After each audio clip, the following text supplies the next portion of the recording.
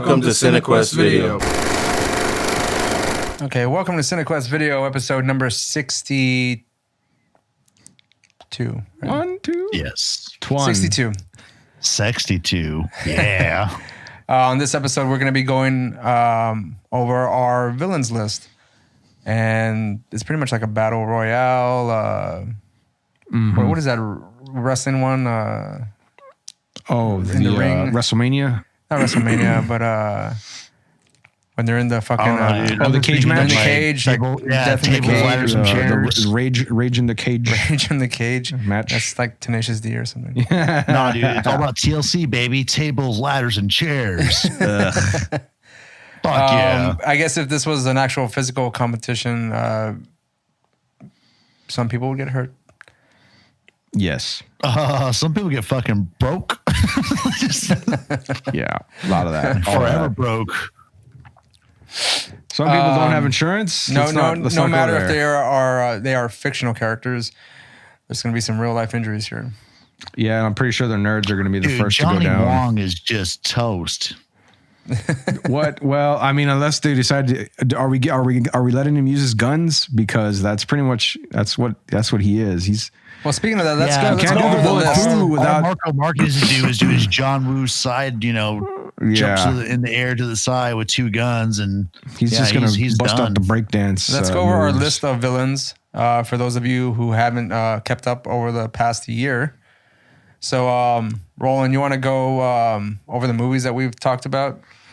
Yeah, I mean, so we've got I think what were we originally supposed to set this for? Was it 12 or 13 videos? It was supposed to be 12, but we stopped at 11 because we're tired. Reasons. And so we started with. But there really is a 12th villain, and we'll get to that at the very end. Indeed. Is that? Well, don't say anything. Don't fucking ruin this. Yes, Roland. It is what you're thinking. God damn it. So yeah, we started. We've got Only the Strong with the dumpster fire garbage grease stained Silverio. Big Trouble in Little China with the Capoeira Master, man. Come on. Damn right. Yeah. No. Maestre, right? No, that's Mark Dacascos. Wrong. Tired of all these people on the playground. I'm going to show you who the real Maestre is. Oh. Yeah. Suck a dick, dude. Sure. Yeah, and he didn't. He got his ass fucking beat down by the Iron Chef America president. So he showed his own ass out the door. That's mostly how that went. Iron revolutionized the old world, man. Come on. They revolutionized the barrios, right? So yeah, now we've got Big Trouble in Little China with the goddamn 1,000-year Thurston wizard, Lopan. Indeed. I can't do that well, but yeah. Indeed. Nah, that's perfect. Timely. Who's nigh immortal or whatever with his black magic bullshit. But yeah, so looking for the girl with green eyes, right? Who can give him all the pleasure in the world, the universe, actually. Yeah, he's been trying and kept trying. Me young again. Yeah, he looked like a bag of frosted fart, man. Yeah, I mean, like Frosted Flakes had cancer. Master, I don't know what the fuck. Flesh.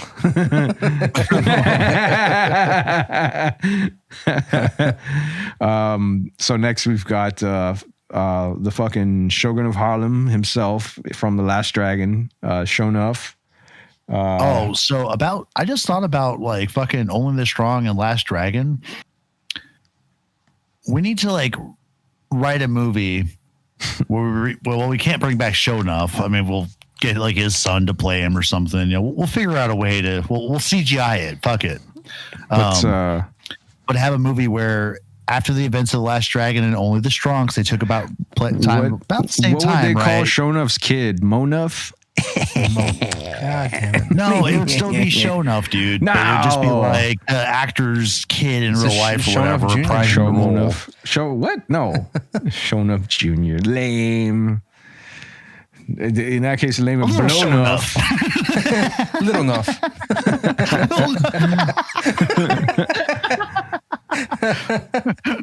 Kid Nuff. But yeah, so Video and Shonuff end up in confrontation because after they get kicked out of their respective hoods, they have to fucking, try to set up shop elsewhere.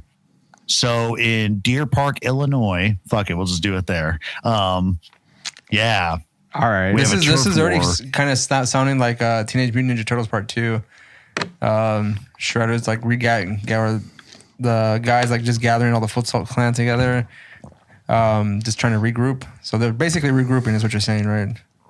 Yeah, but then they start hustling on this territory, and then it's like, I'm gonna show you who the real master is.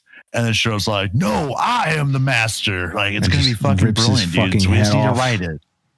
So basically, they're gonna face off each other, like. Yeah, dude. For like they're gonna stomp his face in. I mean, come on. He's well. Let's be real here. He's got the there is the maestro of capoeira. Just catch an ankle and bite it. True.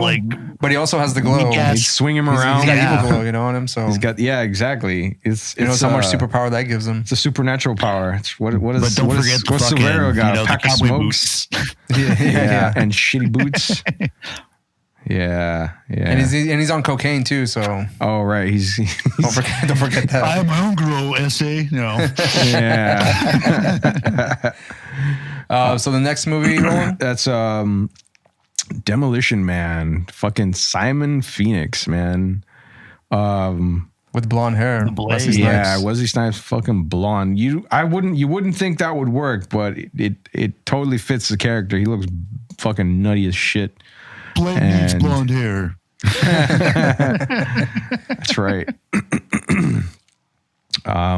So number 5.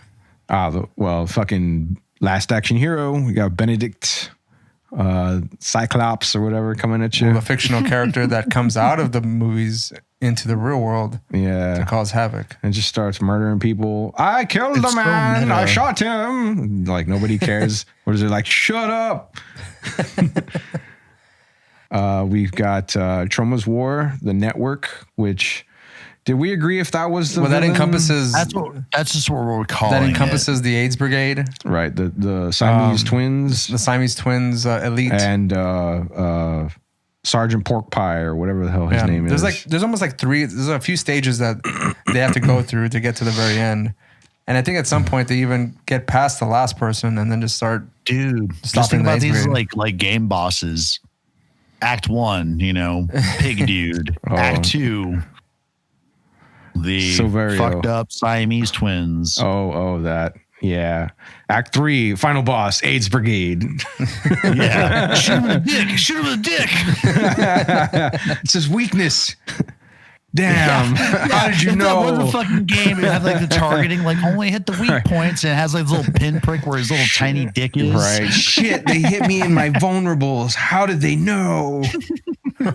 Right in the dick.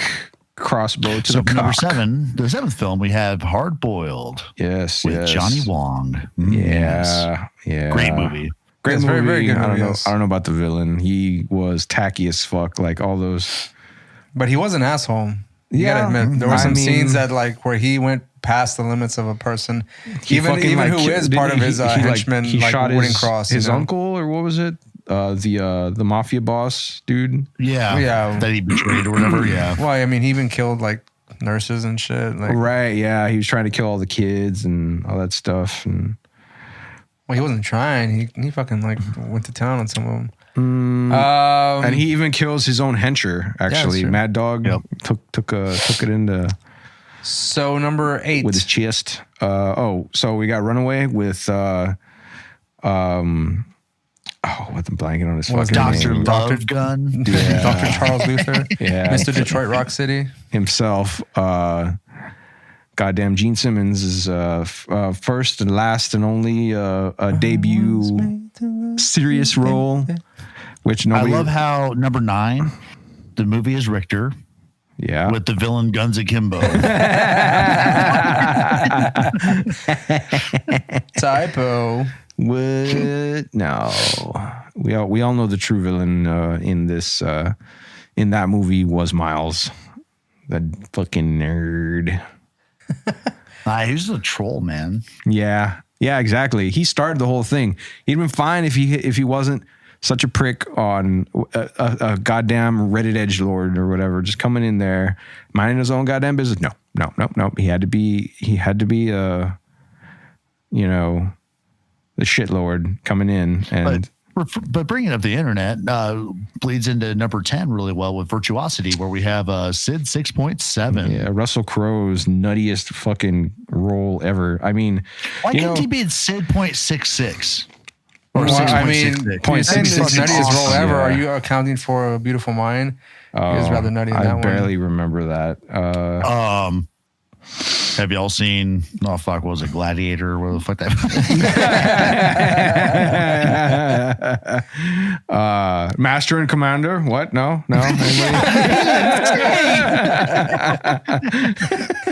Nobody. All right. Oh, all right. Well, okay. So speaking of though, like this.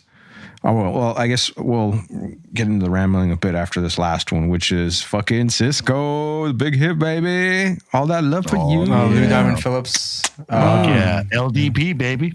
It's great. One of his greatest roles of all time. It's all about business, baby. It's just business. All right. Yeah. Don't. It's nothing personal. Yeah, we should maybe go on a LDP quest at some point. So, what else do we have here? We've got like the sort of categories that we're gonna. Oh, I'm listening. I'm gonna mute you guys real quick. That we got going here. So I did want to say that, like, and it just sort of, I just sort of realized it that while this list of villains, the movies are great, obviously. The list of villains is probably one of the more fucking eclectic set of villains, because there are quite a few names on here that are. I mean, it's arguable that these aren't like the these best are like villains no, they're not. But like in all of cinema history. What I think is of interesting note is that all of these particular characters are very unique from these actors. Like these are roles that these actors went in with that are just like, what the fuck is going on here? Like there's nothing to compare them to necessarily. That's true. Yeah. As far as the other things go, fucking Simon Phoenix is hilarious, racist as fuck. Like, and he's just black. Yeah, exactly. What is it? That scene where he comes back and he goes up to the video terminal in the parking lot to try to hack into the network and like figure out what shit is.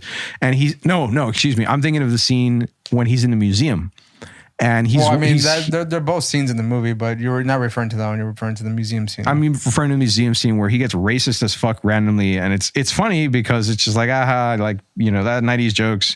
But yeah, he goes into the museum and he's hearing people speaking in foreign languages, and there's some Asian folks there wearing robes, and he just looks at him like, oh, ching chong, ching ching ching chong, cha cha cha cha cha, just fucking keeps walking away. I come back and Roland's just going super racist. Like I'm channeling you. Wesley Snipes, all right? I'm channeling Wesley Snipes. The context is key, baby.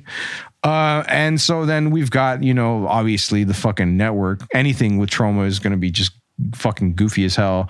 But I mean, granted, I think he was probably one of the more bland villains. Charles Luther, still a weird ass role. Fucking Gene Simmons is playing a nerd robotics expert that just goes and kills all these people. Elon Musk almost. Yeah, well, eviler. Or assuming Elon Musk is innocent. Ultra douche Elon.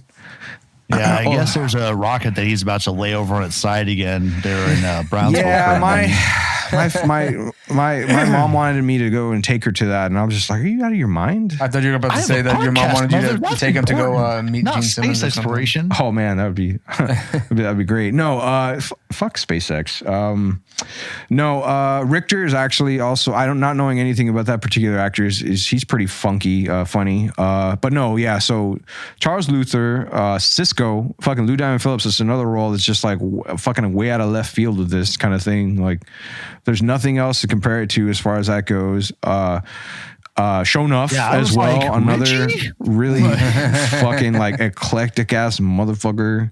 Lopan as well. I think a retitling of this year's theme probably should have been like memorable villains as opposed to like best or worst, because I mean some of the villains in this these movies are very classic. They're pretty lackluster, yeah. Well, they're not. I told Roland they're not the best villains, but I mean, they do have like they're either they have like a lot of character personality. I would say maybe like the most forgettable villain would be like or villains. Johnny Wong again and Johnny Wong and Richter actually. Right, for sure. No, I was gonna say Benedict, but we're gonna go down with this. We can kind of like figure out only which because ones. Actually, Richter is forgettable, but only mostly because he's a stereotype. That's all he is. I guess it is a mixture of memorable and lackluster villains. Yeah, in this one, and not necessarily the best that cinema has to offer, but ones that we like enjoy more than watching. half of these are like very notably fucking wacky ass bastards, and like that. So I've got a category for us before our bonus round.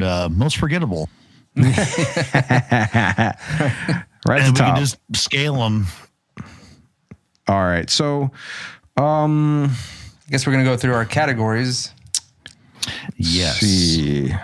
So basically, we had a lot of difficulty at first trying to rank our villains. Ultimately, it was a lot of fun. It was a lot of fun. Tweaking text with Roland. There was a lot of battling going on, a lot of sabotage going on from Darth Vader. I don't know what you're talking That's about. These are improvements, and you all have that's what he calls improvements. You have no appreciation for art and proper organization. But are you saying your cut and pasting is art? yeah.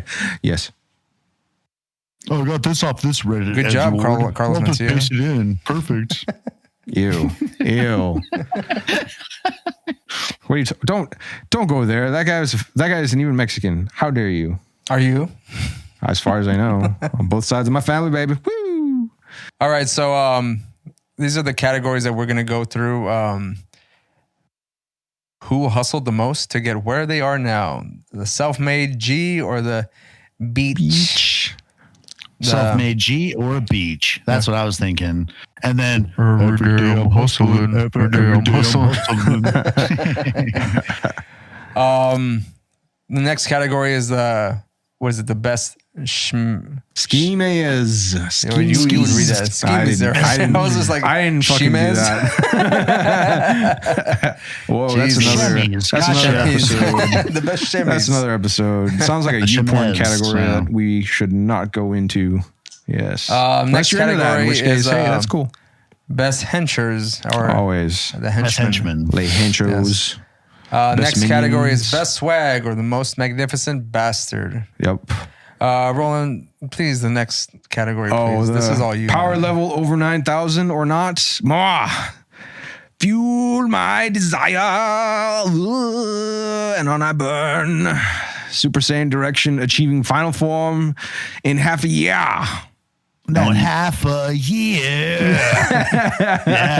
I had it planned out. I fucking fixed that line last second. I had it perfect for you, but no, it's coming because it's the spelling, baby. I can't.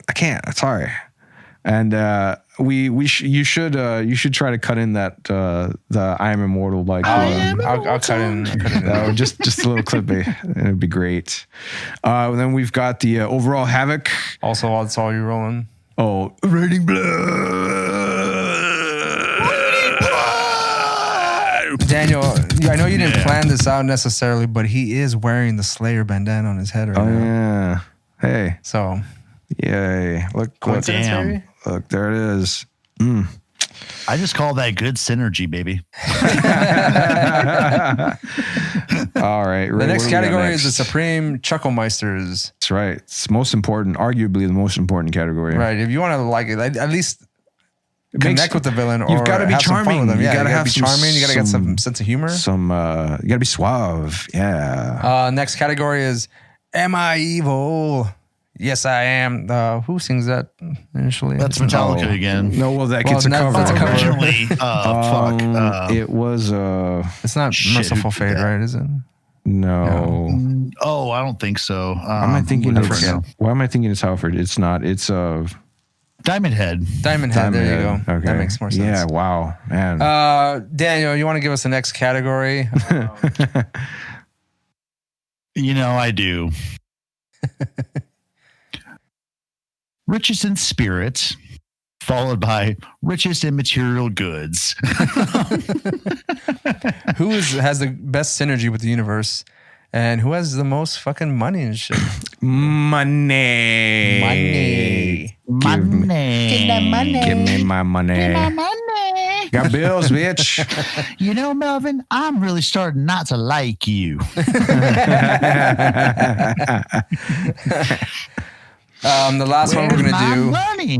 The last one we're gonna do is most forgettable, and we will have a bonus round in which we'll talk about at the very end. Yeah. It's a surprise. So it's a surprise. So Surprise. I guess we're gonna get started with who hustled the most to get where they are now, the self-made G or a bitch. I of course right now am going to.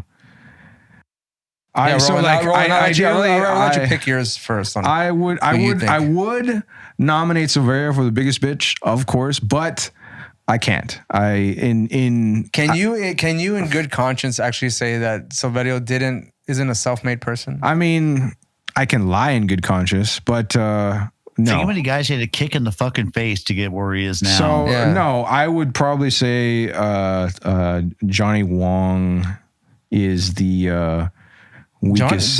That's a beach right there. Weakest bitch right there because he cheated his way to the top. We going from beach to G? Yeah, sure. Beach to G. Yeah, I'd say that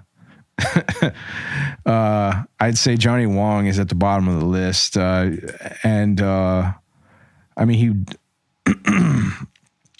I don't think he really did anything. He seemed to have just like inherited everything, and he seems like he doesn't even seem like a boss. He actually himself seems more like a hench bitch, a minion that pretty much just sort of like outlived the actual bosses because as it is, like his uncle that he takes out later on is already so damn old to begin with. Like I'm pretty sure he was just running out the fucking sand or whatever from the hourglass of life.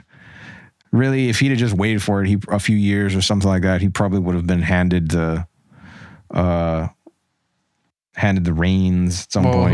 Who's the like self-made G? Who's the tippity top for you as far as yeah, like how do you guys want to go about it? Like, do you want to go like? I think if you're gonna go, like we just give you like who you pick for this particular category, motherfucker, and they'll get like that point for whatever, and then we'll add them up at the end. Okay, self-made G, like who's the person? Yeah, so we know who the weakest is for you. Yeah, Johnny Wong ain't the best. Shit. The best I would say is Lopan, like by far. Is it just because he has time? I mean, that has a lot to do with it.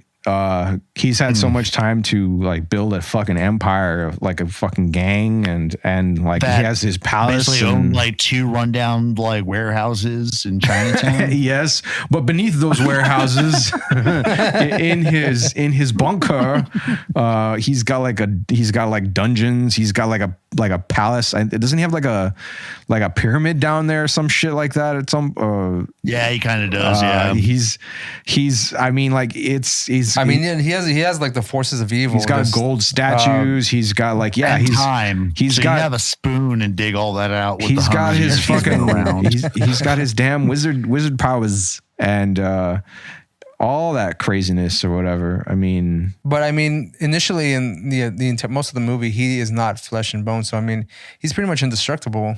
Yeah. Which is funny, is because he wants to become destructible.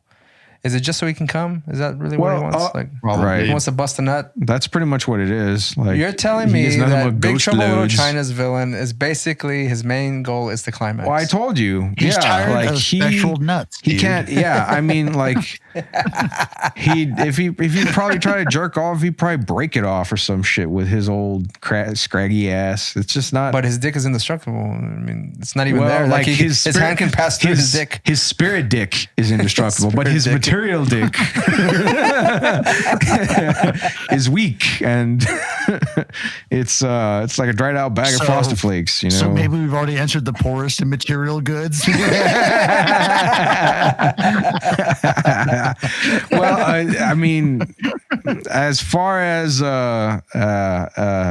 his eternal thirst trap or whatever. Yeah, but he's rich as fuck. Like he's got all those fucking antiques and all that whatever bullshit. You know, the palace with all the gold statues, and he's rich as fuck apparently. And what do they say? He controls the Chinese mafia underground scene in he pretty much America. controls any like mafia organization. Yeah, in Chinatown. In Chinatown, thank you. But let's remember this: the fact that he is just. It seems that he's just in Chinatown. Right. I don't know like how much destruction he causes. I don't know how far. Yeah, I don't know. We'll talk about it in just a minute. He goes. Okay, so Daniel, what about you? All right. Who's so the beach and who's the say self-made G? On the beach, it's going to be Sid 6.7. Really? That's kind of because he was entirely programmed. Someone else made him. Yeah, that's a good point. Yeah, he fucking schemed his way out of the program, but that was in his parameters that were set up by his designer, and he just fucked up. I mean, yeah. So I'm gonna say by default it's Sid 6.7, just on the merit that he has no free entirely will. Created. He has no free will. He's a product of his programming. So that's my low end, and then for my self-made G, I'm gonna go with the network actually. Because it's a fucking shadow government and getting all yeah. That takes a bit, man. Hashtag Ike is right. Hashtag Ike is right. What do they say that like they've infiltrated every like major government and like statehood within the world or something like that? So I'm just thinking like, dude, that took some time. So although like bring me all the Jews. My number 2 would have actually been or my close contender one would have also been Lopan, actually. But the time component was in there. So I was thinking about, like, well, how long has the network been figuring their shit out? You know, starting from the shadow governments since the early days back of in AIDS. Egypt and the Brotherhood of the Serpent, you know. There's a very strange crossover here, yeah. Wait a minute. Yeah. Those are the elite reptilians that are the custodians that are controlling the world here, trying to give everyone AIDS. Fourth dimension. So they're fucking. It's actually whenever we get through. So it's actually space AIDS. Some more of the chapters in Gods of Eden, you'll find that the AIDS Brigade is probably like it's all their fault. Component of they're the corrupted Brotherhood of the Snake. Yeah, they are. I'm the portion thinking about problem reaction solution. Right back from David Icke, you know. And it's like Machiavellian, which is going to come up in the next episode of Gods of Eden as well, because Bramley does talk about Machiavelli or Machiavelli, which I'll repeat that joke because I'm playing both sides, so I always come out on top. And that's totally, fucking problem, reaction, solution, create the problem, but folks don't realize that you made the problem. Oh, well, yeah. You get the reaction you exactly. want. People are upset about X. Mm-hmm. Then you come in as the benefactor with the solution, but it's still achieving the aims you want. Yeah. That's the problem, textbook reaction, solution. It's a tenet of Ike's, work, and it's such a fun analytical tool. Yeah. So Trauma's War and the network that the network as we're calling Power them, of the AIDS they Brigade definitely were all about PRS, absolute. Man. All right. Problem is AIDS. The solution, more AIDS. Okay, so as far as my bottom tier, I'm gonna say Johnny Wong, mainly because he fucking sucks. Well, he is just a bitch in general. Eventually, he tries to usurp the throne real quick. Yeah, I mean he pretty much terrible he backstabs everyone, and he's actually I feel like he would have cried if at some point if because thinking about he's never in a real fight in the fucking hierarchy before he iced his uncle or whatever. Yeah. If he didn't have that gun, he would have been like a solid lieutenant. He's like the opposite of self-made. Like he's absolutely had everything fucking handed to him. Exactly. Like, just stuffed right up his ass with the silver spoon. All right, so Johnny Wong, the bitch, and I think I'm agreeing with Roland on this one. So as far as the person who is the self-made, the time, boss, the money, and the pretty much indestructible quality of him. Well, at some point until he really wants to jizz. Yeah, is Lopan. So I'm gonna give Lopan the self-made G on that one. What did I say, Ray? I said you were going to agree with me in the end, didn't I? It's just the first fucking category. It's the first fucking category. Didn't I? Didn't I say you were just accept it, Ray? Daniel, I'm right. sorry. Which one was yours again? It was yours the network, right? Yes. Okay. I'm tracking along on the list of movies for action movies villains category. Okay. And I'm like writing in, like this category, you and Roland agreed on this. And Okay, then cool. I picked this. Yeah. Right. I'm tracking this. Cool. Word. Okay, so the next category is going to be the best skimmies, the best schemes. Schemes. Schemes. So who's the schemer, man? Who's got the plans? Like rockets. Right. Yeah, who's got the plan? Who's the man with the plan? Or women? We don't discriminate here. It just Roland, so happens go that they're for it. all dudes. Who's got the best fucking plan? Let me guess. Well, best and worst. While we're thinking about it. Oh, yeah, worst and best. sure. Yeah, we should just always go like low end, high end. I think that's fun for each category. I'd say the lowest, the weakest plan. It's Cisco video. Yeah. I'm trying to go down the list in my head here. Like Cisco's plan is just to get the big easy. He just wants some fucking money so he can fuck off to an island and just drink martinis and bang chicks or whatever. Richter plans on taking over the world or whatever the hell through his underground And even network. through his death. Right, it does. It pretty much sets off. It's still ongoing, yeah. He sets it off. Johnny Wong, pretty much just plans to take over the Chinese mafia. So that's actually pretty far encompassing, obviously, as far as their. But if we're gonna cross universe, if he's gonna take over the Chinese mafia, he's also gonna deal with the head of the Chinese mafia. Lopan. Fucking Lopan, which that ain't gonna work. No, he's gonna get smoked. That's another movie, guys. Yeah. He's gonna get Crossovers. smoked. He'd probably turn him into one of those like flying eyeball beholders or whatever, or some shit. Yes. Okay, so sure enough, he's actually got a pretty solid plan. I mean, he's gonna take over fucking Harlem and be the baddest motherfucker out there. And I mean, on top of being, that mixed in with his self-madeness, I would say makes him a pretty strong candidate for, badass motherfucker. Simon Phoenix doesn't actually kind of much of the same as sort of Johnny Wong. He doesn't really necessarily have a plan. He just wants to fuck around. He's kind of just thinking more locally. Yeah, but he's a total badass as far as how he goes about doing all this. And as far as comparing the two, I think it would be much easier for somebody to replace Johnny Wong than it would be for them to replace Simon Phoenix, because Phoenix would just go and fuck him up, and Wong would probably I don't know, ask his henchman. Yeah, exactly.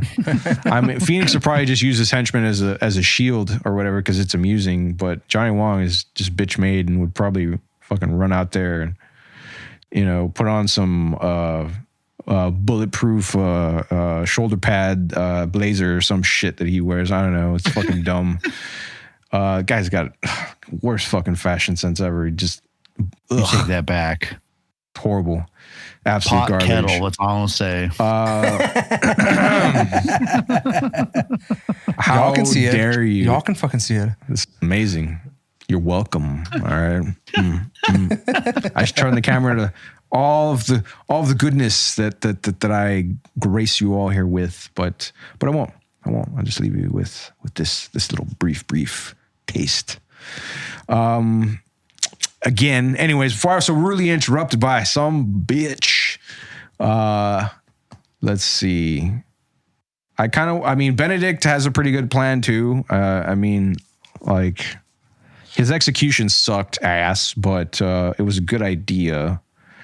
He pretty much just wasted. He was another product of his own undoing, or rather, in that he wastes too much time on exposition, and I pretty much he sets himself up to fail.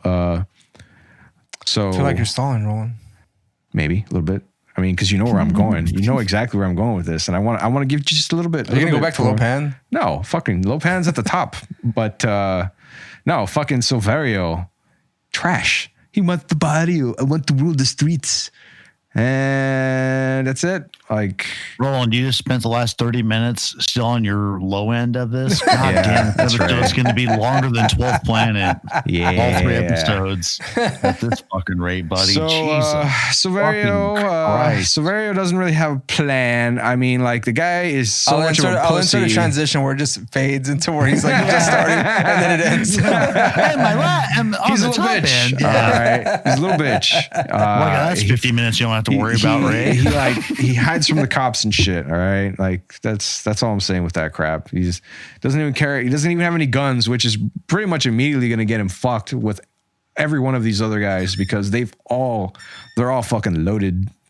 And yeah, so Silverio's at the bottom with his shittiest scheme, and at the top I would have to say again Lopan, because all he needs, I mean, like, because his overall goal is to become immortal, and like once he does that, I mean that's it. Like everyone else is fucked, because how are you gonna stop him? But his whole plan is to become. But he's gonna he's become flesh. He's gonna fucking die. Like that's.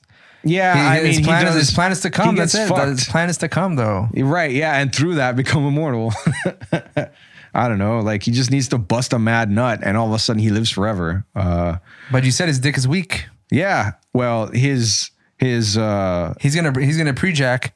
I'm not talking about his god dick or whatever he's supposed to get when he becomes like Grand High Lopan fucking the Grand High Lopan wizard, Franken wizard or whatever. Yeah.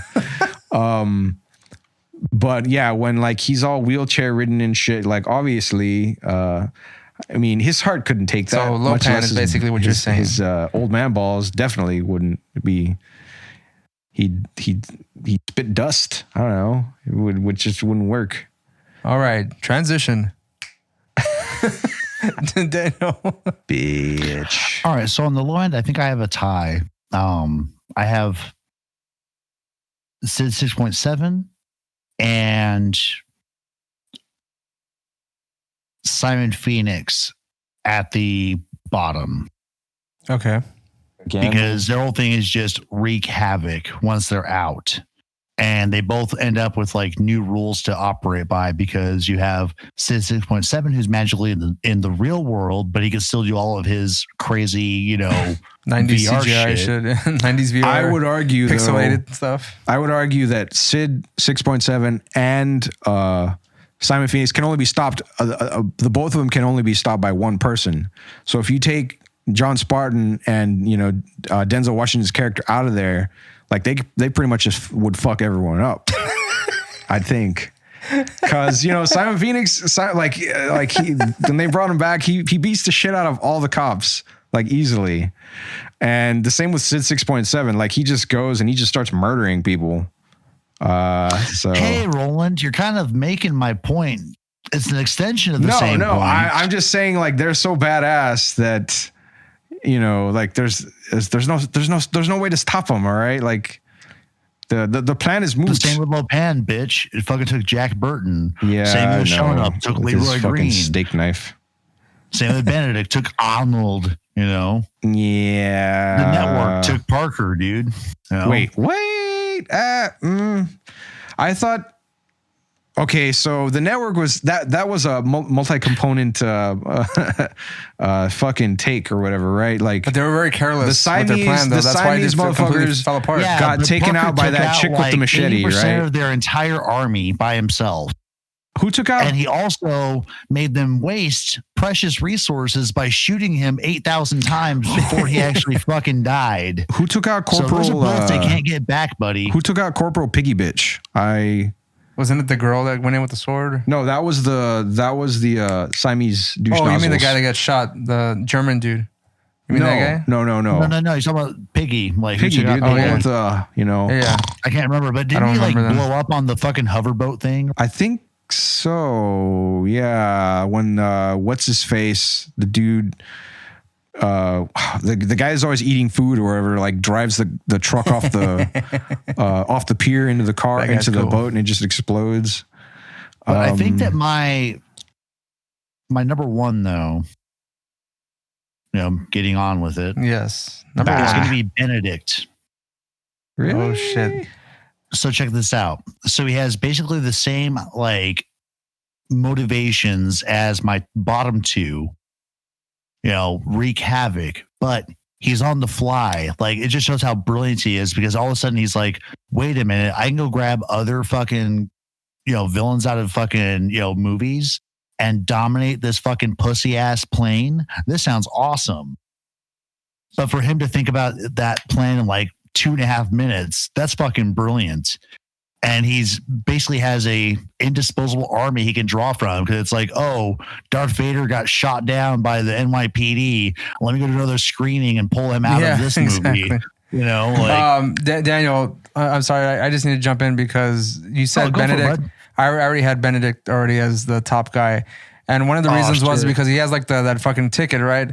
That ticket can keep on going after long gone, that Benedict's around. So, I mean, that ticket, if someone even had access to that fucking ticket, they can just pull whoever the fuck they want out of the. And on top of that, Death is still out there roaming around. He never went back. Who played Death in this one? Was it? Fuck!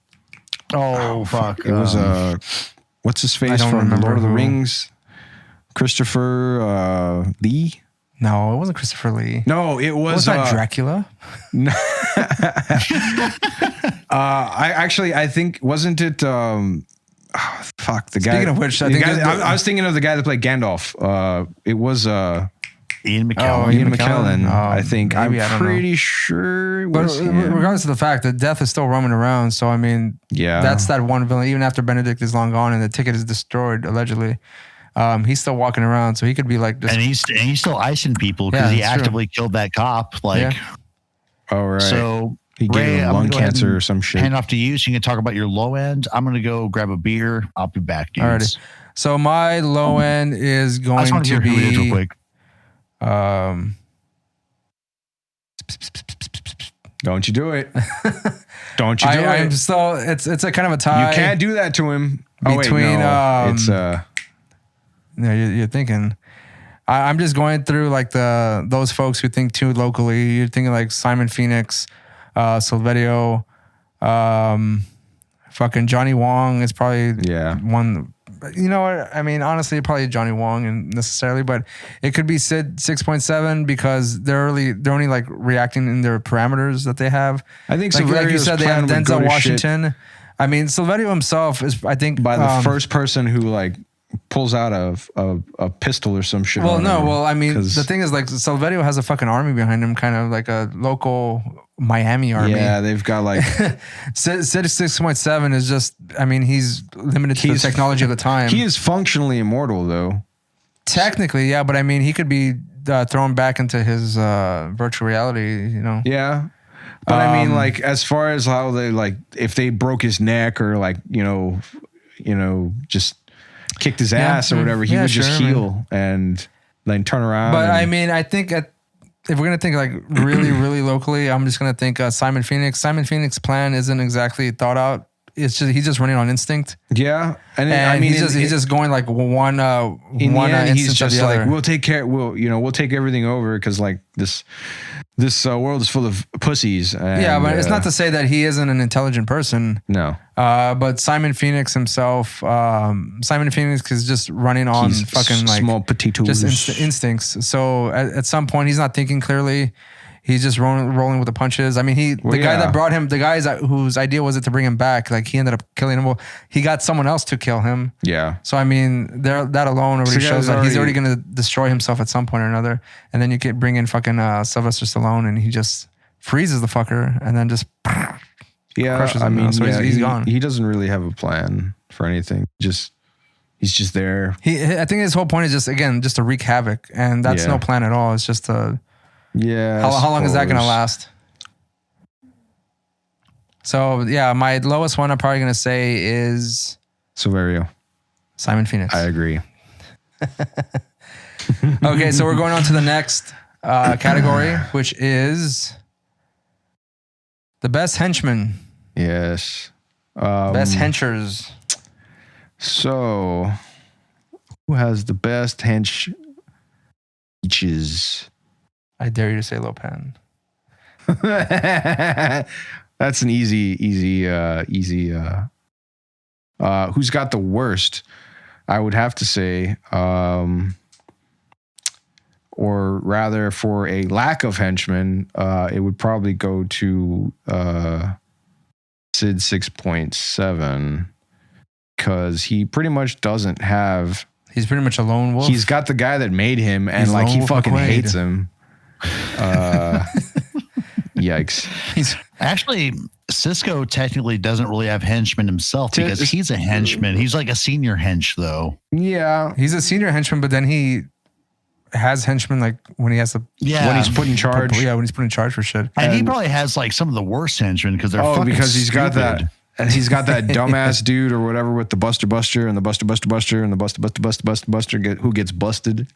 And he just turns around and shanks his ass. I mean, yeah, like he's not an arch villain. He's more of a thug. So how does that kind of disqualify Cisco? Because I mean, or that maybe puts him at the very bottom because technically he is a henchman. Who's just, I suppose. Yeah, like he's promoted to henchman in charge kind of thing. Because really, like, I guess the big bad would be unknowingly fucking Paris in that. But I mean, he's also technically not bad. But he's also not a bad guy. Yeah, like there's running a fucking hit business, so it's like that's not bad. I guess now we just need to kill people for fucking fine-tuning our fucking moral compasses. Yeah, exactly. just turn it around. So who's your low on this one? I would still say Sid 6.7 because he pretty much has no one. He has no one, and he's fine with that. Like he doesn't need anyone there. And Cisco kind of has the capacity for having henchmen. And even if that's the case, I'd say Dr. Charles Lucer has people to kind of do his dirty work. He's got and he's got all those fucking robots. Yeah, he's got the robots. Those things will fuck you up, and they do, and they fuck him up too. Exactly. Oh, bites him right in the balls. Oh man, I still remember that scream of his or whatever at the end. Yeah.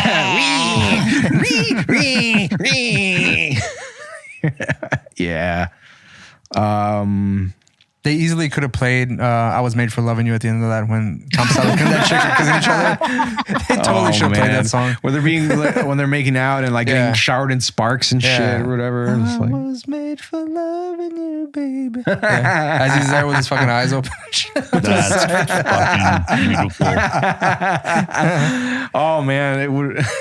you just see them like in the background off on the top of the screen. They're there fucking singing. I was made. With full get up or just unmask. I think at this point they were unmasked. Yeah, they were. So that would actually probably it's kind of like gross on that everyone. would look cool. They'd all just be like wearing leather jackets. They were both pretty thirsty, so I mean, I guess that would be good. Oh man, like that girl was thirsty from the first scene. Yes, and Tom Selleck was playing hard to get the whole time. So yeah, because he's got a son. But that stash knew what was carried up. Him through, baby. Yeah. Right, it's saved his life. So who's your top? My top in this category. Well, I mean, you pretty much already spoiled it, you fucking asshole. Because like out of all these guys, who's got the most fucking ridiculous, coolest motherfuckers? It's goddamn Lopan. I mean, like, come on. He's got fucking Raiden. He's got that crazy ass weirdo who like blows himself up like Stay Puft Marshmallow bitch. And it's that other guy who's got the spinny things on. I'm kind of imagining like you sat through every one of these villains and you've been just sleeping on it, just waiting for your time to shine and like give our reasons why he's the best fucking villain. Everything. And you assholes just need to understand. Who's the third one I was trying to think of? Did you know these categories before we even wrote them out, Roland? Dude, fucking Lopan's going to win by default because Roland's going to guess 11 straight on. Yeah, well, look So at me. Lopan, all right, okay. All right, Ray, we need to start voting in block, okay? No more pen. Lopan has that fucking Sasquatch demon motherfucker. He's got the fucking We're beholders. gonna hashtag election 2020 this. He's got the gang. We're gonna count ballots twice. We're gonna take the Supreme Court, the state government. No, Roland's gonna take it. Oh yeah, I'm gonna defend. No, it's Lopan. I'm gonna argue. I'm gonna argue. Fuck you. He's not gonna take it to court. He's just gonna have like little conferences with like local senators and shit. Like, I'm gonna give a little. I'm gonna have a press release on my front doorstep. he's gonna take it to the Elsa Town Hall and shit. Yeah, there you go. Out by the dumpster. Nail his 95 theses on the fucking. Yeah. But no, really, like I'm trying to remember the three of those motherfuckers. It was. Do you remember their names, Ray? I think it was just like they were like the thunder elements. and stuff. Yeah, Like they were like the thunder, wind. storm, and Queen betwixt. His, All I know is balloon guy, Yeah, riding. electrical Fucking lightning dude. Yeah, and raining, then yeah. flying dude. Yeah, flying dude. That's what I was Flying losing dude. it. Yeah, there you go. So juvenile is all those sound. That's pretty accurate on them. That's what they did. So Okay, so Lopan, no surprise there. Daniel, what's your low end on this one? Low end, probably maybe Johnny Wong, just because those fuckers have no loyalty, man. They watched him brutally murder his fucking, blood. Yeah, and they're just like, And they're just like, well, I guess you're the boss now. Cool. And you're so probably Johnny Wong. Sid 6.7 and Luther for aforementioned reasons, lack of the hench. But my top is going to be Show Enough, baby, because fucking Beast Those and all biker those chicks. dudes were fucking hilarious. Like they were just memorable henchmen, dude. yeah, like, that's true. That last battle scene, let's be real here. If after they've hired all those people, but he's not necessarily, they're not the henchmen of Show Enough, but I mean, you could say that, I mean, since he's the top guy that he's going to fight at the end, all those people that Bruce Leroy has to go through to get to him, it's pretty badass. Almost like a game of death situation. Word. Once again, mini bosses, dude. Yeah. All right. So, Show Enough for Daniel. I love his fucking henchmen. They're so Yeah, they're pretty great. particularly when you go to the last battle when he hires all the additional, or Right. when other dickhead hires them, and then Show Enough Snow, like the big bad of that or whatever. So fuck is fucking Arcadian actually the actual fucking big bad of Last Dragon? Have we? No, I would say he's just like, I mean, Eddie Arcadian. There you go. he's just a guy with he's the the money. fucking red That's all. herring. Like, he's trap. He's just there. yeah. I mean, like he doesn't really fight anyone. So I mean, like I think if Bruce Leroy was going to fight anyone at the very end, it would have been Eddie Arcadian. Yeah. But I mean, there was like no contest there. I mean, Well, I guess technically they did No, have a he fight. goes He in tried to and- fucking ice him with a Yeah. gun. yeah, And caught him with his Bruce Leroy teeth. went, nah, my teeth, motherfucker. Well, I mean, he wasn't he gonna I was drop going to him grab in you, a- put you on a fucking hook, and raise you up, and let the pigs take care of you. That's was pretty gangster, dude. wasn't he gonna drop him into that tank of piranhas or some shit? Oh, he did that. He's like, hot water or hot head need cool water. And I was like, no. It's cool. Wadatah. All right. Okay, Wow. so Yes. I'm gonna say with my low end, the lack of in virtuosity 6.7, pretty much a solo act. Really has no henchmen, so he would be at the very bottom. And I think he'd be against it as far as having Yeah, because he Well, I fucking mean, hates well, everybody. If you think about it, I mean, all of his henchmen have been programmed into himself, so I mean, he's working off of that as well. I would have to say that, and this is gonna be Scandalous. Silverio. no, what I'm saying, no, I'm gonna say Silverio. No. If I'm thinking the best henchman, I'm gonna have to say Richter, and I say Richter because Fuck, dude. That was when I looked after I said, fucking Shonuff, Yeah. I went down and I was like, dude, Richter's fucking goons were fucking good too, though. Yeah, they really are. But it's also the fact that even after Richter's demise, those quote unquote henchmen or everyone he's influenced continues on after he's gone, and that spreads all over the fucking world. So I'm gonna say that Richter has the best henchman technically. Probably the only one here that actually succeeds with his plan. Yeah. I'm gonna say like he's trained like his people so well that they've continued on even after he's dead. Like he doesn't even need to guide them necessarily. Like they're kind of running on their own. So I'm gonna say that Richter is. Well, I guess arguably it's also Benedict and Death. That's true, but I mean, like Richter has more in quantity. Yeah, but I thought. Oh yeah. And Death wasn't really a henchman. I was just thinking on like the Roard. Made. I was like, well, Death, because he's going to keep doing, wreaking, doing death things. Yeah, nothing's changed for him. Yeah. Do you think he was kind of ambivalent though? Not necessarily evil. He did kill the cop, but like when he goes to meet the kid later on, he gives him the. He was actually the last hero in the movie. Not all heroes wear capes. Sometimes they wear robes and carry signs. Exactly. Okay, so on to the next category. Oh, okay. So what do we got? So we have here the best swag, the most magnificent bastard.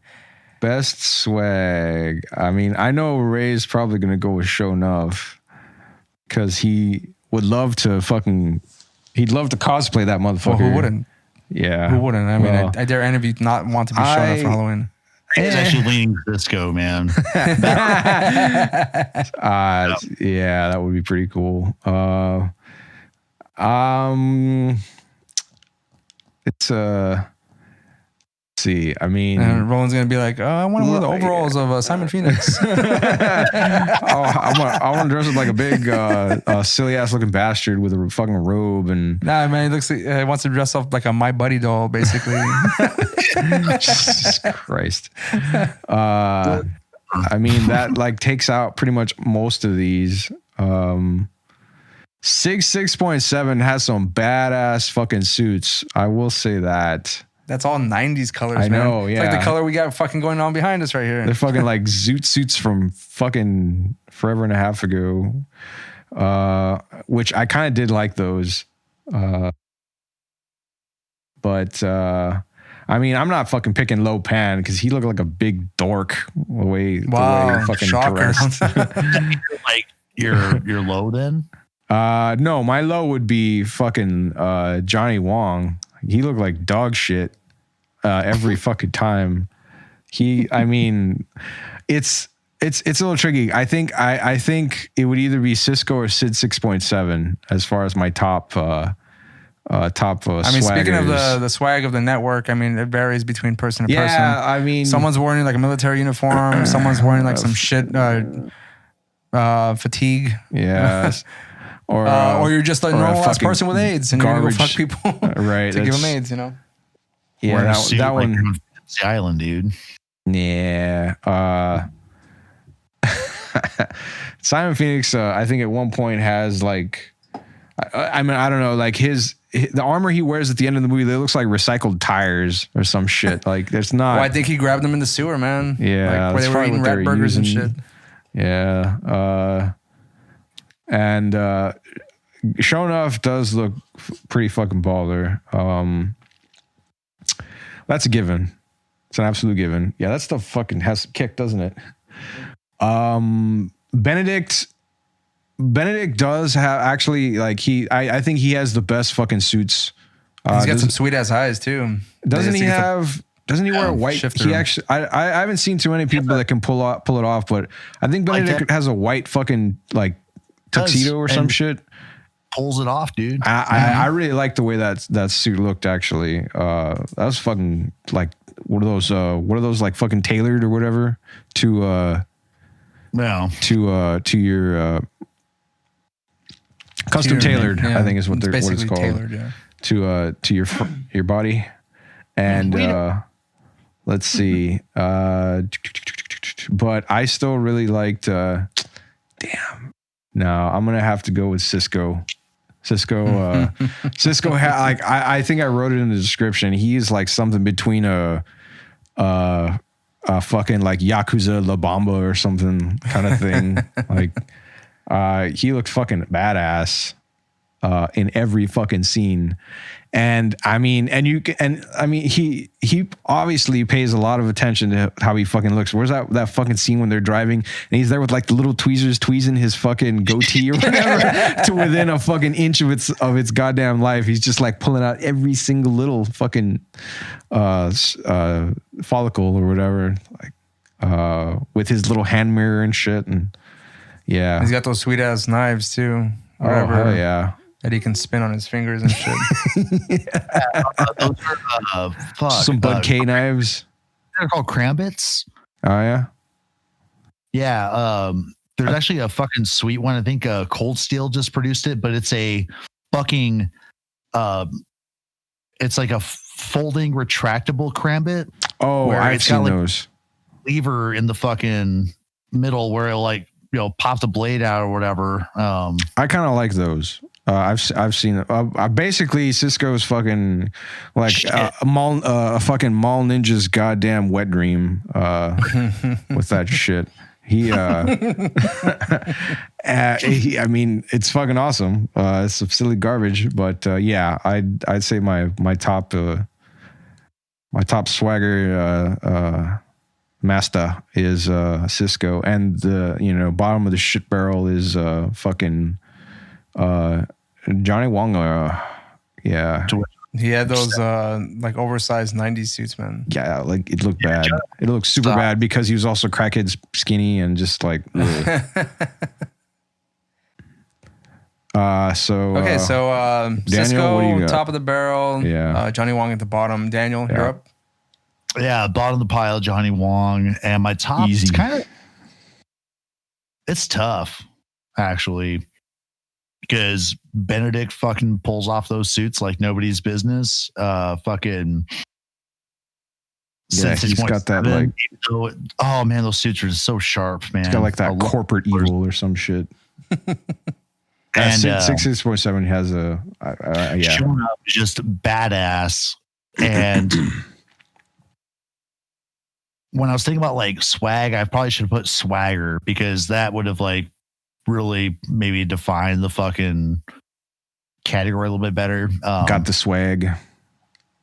Actually, I'm going to go with my buddy Silverio, dude. Like very simply dressed, but like he was still like the boss of the fucking hood in this like fucking just nice tight black shirts, little embellishment with some jewelry, and then those fucking boots were just fucking dope, man. And he wore like a turquoise necklace or some shit at some point. Turquoise. I forget. Like, or doesn't he have like gold, rhinestones or something on the back of his jacket? Legit fucking elements, man. Like, he has some fucking glitter or some shit. Or like the most low key dresser, but just he pulls everything fucking off, dude. Like, just his attitude, his presence, like it just works, Like he doesn't need fucking a fancy jacket, that he takes off with much, fucking ado and then gets into combat. Nah, he's ready at all fucking times, and that's pretty dope. Right. Okay. So as far as my low end, Daniel, well, I'm gonna say Johnny Wong. Like, we can agree there. Like the suits were like ill fitting on him, and as far as the way he carried himself. Like a little bitch. Like a bitch. Yeah. Like it just didn't work for him. He had it's the kind of person you walk up to and you're like, yeah, you're a bitch. It's all been said already about Johnny Wong. But Daniel, I'm gonna have to agree. I'm gonna say that as much as I love Shonuff's gi getup, it doesn't leave too much, because I mean, like, there's just a lot of material flying around. It's not tight as far as like what you want to wear when you're fighting somebody. Like the pants were kind of like almost hammer pants kind of thing. Yeah. And even though it looks fucking cool, don't get me wrong. I would have to say the for practicality here. The one that's can kick ass with style is Silverio. God damn it. Because he has, like you said, the shirts, he's got the pants, everything Those is bullshit boots of his. Everything, he's ready to go with anything he has on. And everything looks fucking slick. Everything is not, like nothing is ill-fitting. He'll break his fucking ankles or whatever running around those. Bullshit. Did you see the flips he was doing with those fucking boots? He beat the shit out of Mark DeCosta. Mark DeCosta wasn't ready with his fucking Nikes. And your fucking sweatpants. He had to go back and switch out to his Jordans. That Mark DeCosta would have been like more flexible in what he was wearing to kind of outdo Silverio. But Silverio, boots, slacks, tight shirt, fucking smoking a cigar, probably high on coke. Let's be real here. Like that's probably what gave him a little bit of his energy. Probably a little, all of it. And that's also Silverio. Like his street ready brawling gear works for like a serious ass hair. Yeah, exactly. Right. Motherfucker needs to use shampoo. Yeah, he's got thrust floaters in his hair, ready to go. Gross.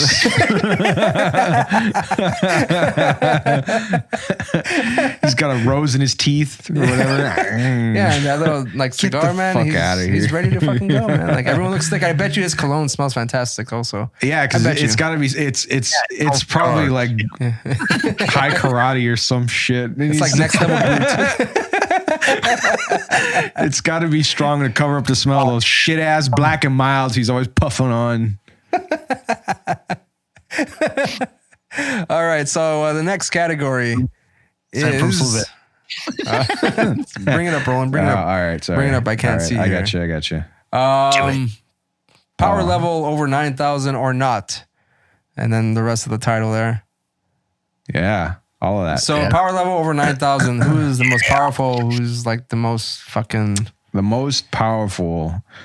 So I'm going to say easy up there is obviously Shogun because he's got the goddamn glow.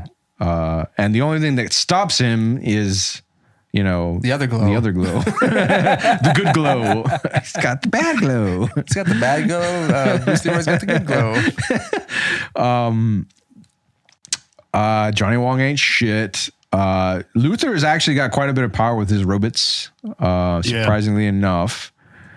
Richter actually he's pretty high up there as well because he's so powerful that it continues on without him. Like he created something so powerful that it outlives him or whatever. It's not like he doesn't need to be around for it. It keeps going. 6.7 is, like I was saying before, essentially immortal. Because like he just needs to be near some kind of like glass to repair himself. I mean, it's pretty much it. Like he pretty much can't unless they know, oh, we got to fucking like. Or I guess if he was hit with like a bomb or something and it blew apart his heart or whatever the fuck, that would kind of get him.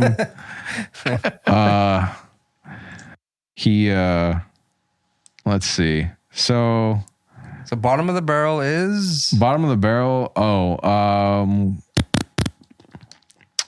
that would still go to Johnny Wong. Okay, because he's pretty useless on his own. My top most powerful motherfucker, would initially be Lopan, but it's not because Lopan gets fucked by a goddamn butter knife in the end. He's got all this. he has all this influence. He has all these goddamn supernatural spells and shit. Like he's got his spirit form, and it's only because he was vulnerable for like just a few minutes. Exactly, and he got taken out by by a fucking trucker. I mean, not to disparage truckers, they're badass motherfuckers, but it's still just like Kurt Russell, bro. Like, watch your mouth. Yeah, that too, sure. Be respectful, please. He goes in there. Does he still like have lipstick on his lips or some shit? Like make out with that's right, he does. That's right. He fucking goes in there looking goofy as shit and just fucks him up. You think he's not going to take advantage? It's Kim Cattrall, man. You got to just get what you get when you can get it. Hot. So it's not Lopan. No, it's not. Who is it? Most power. It would have to be. Come on now. I'd have to like I was saying before. I'd have to say it's probably Richter. Richter? Okay. I think because again, like he made something that like he didn't need to be there for it. Like it outlived him or whatever. And like essentially it can't be stopped because it's just spread out to it runs through through like it's a popular fucking thing. People like seeing it, and because it like seems to like have no actual it's not tied down to any one thing. Like it's a movement, I guess, is what it ends up becoming. And so like getting rid of that is, I would think, about goddamn near impossible to do, because it's not an organization or whatever, or it grows from one into a fucking trendy ass thing. So all right, so Richter is your power man, most 9,000. That's right. Daniel, what about you? Dropped a bombshell. Where are you at the one power with level? +1? Like bottom. Fuck, I hate keep abusing him, but I'd say like it'd be Johnny Wong. But for my top, this has been tricky because I've been like rewriting some of the scripts in my head too, or whatever. But I'm gonna go power level 9,000. I'm gonna go with Sid 6.7, dude, because he can interact with glass and fucking fix himself. He can invade technology, and in the rewriting of this movie, Sid 6.7 would have assassinated everybody that knew about like the downsides of his technology. You know, find his little, so to speak, and you can kill him. He probably would have become like the Matrix or some shit and just cloned himself. And then, you know, who the fuck would be able to stop him? They're like, oh, he's basically unkillable. It's a Terminator. Become the internet or whatever. Yeah. So I'd say like maybe Sid 6.7. That's probably what I'm run with.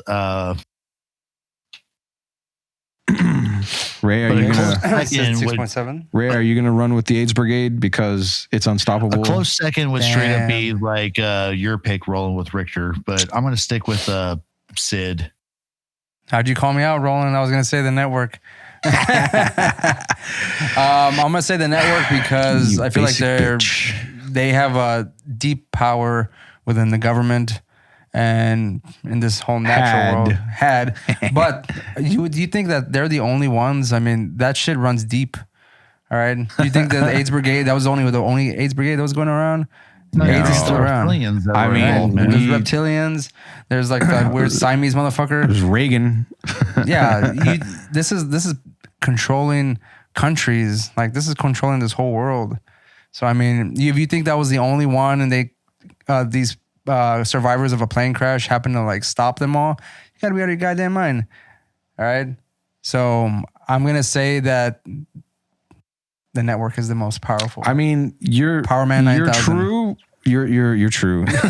Jesus Christ. Thank you. On that, you're true. Thank on you so that, much. True on that regard. No, it's true. It's true. You're somewhat correct on that, but you're also making a lot of assumptions based on what they say as far as, you know, their influence and like where or what, sorry, that they've been able to achieve. No, because I'm thinking of the real world, Roland. Right? And the network is still around, right? You think the network is just in a movie? I would say this network is fucking real. I would say Richter's like more powerful than that, only because. Are you gonna say like Richter is like it's shown on the head of the Twitter or some shit? We don't have to make any assumptions. He is the Twitter, actually.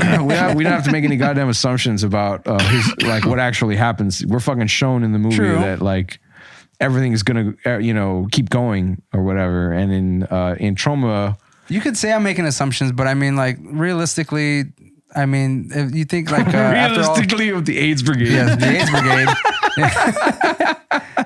they was raping, right? That shit didn't stop at one. They got person, stopped by fucking cock shots. I'm gonna ask you a question: like, where did they get AIDS from?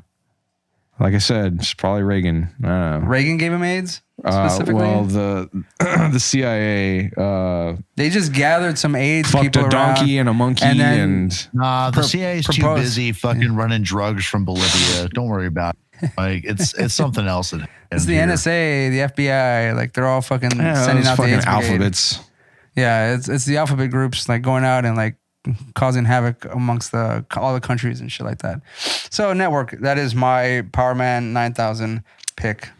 So what is the next category? The overall havoc. Wouldn't that go kind of like what we're doing right now? Like not really. I think this goes like with the explosions and I mean I guess they are tied, but I guess we can go with overall havoc within the film itself. Okay. Not anything outside in theory. Yeah, who blew up the most shit basically? Right. Who killed the most people? Let's think about that. I think who caused the most damage and who fucked everything up the most. Or who didn't fuck it up the most? Let's go low to high. Oh, low. That would be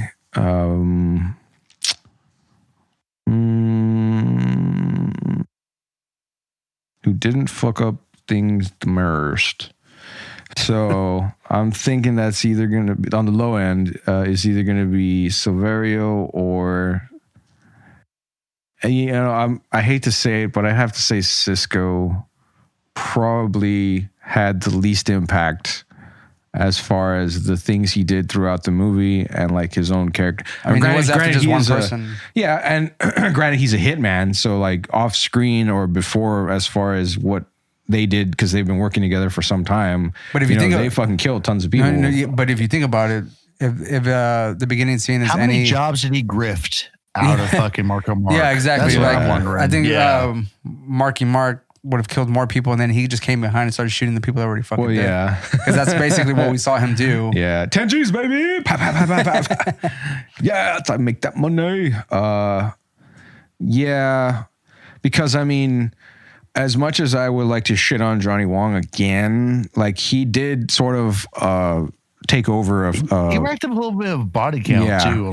He took over, the Chinese mafia and killed the previous leaders and all that kind of shit. So, I mean, that is quite a bit of an upset there. But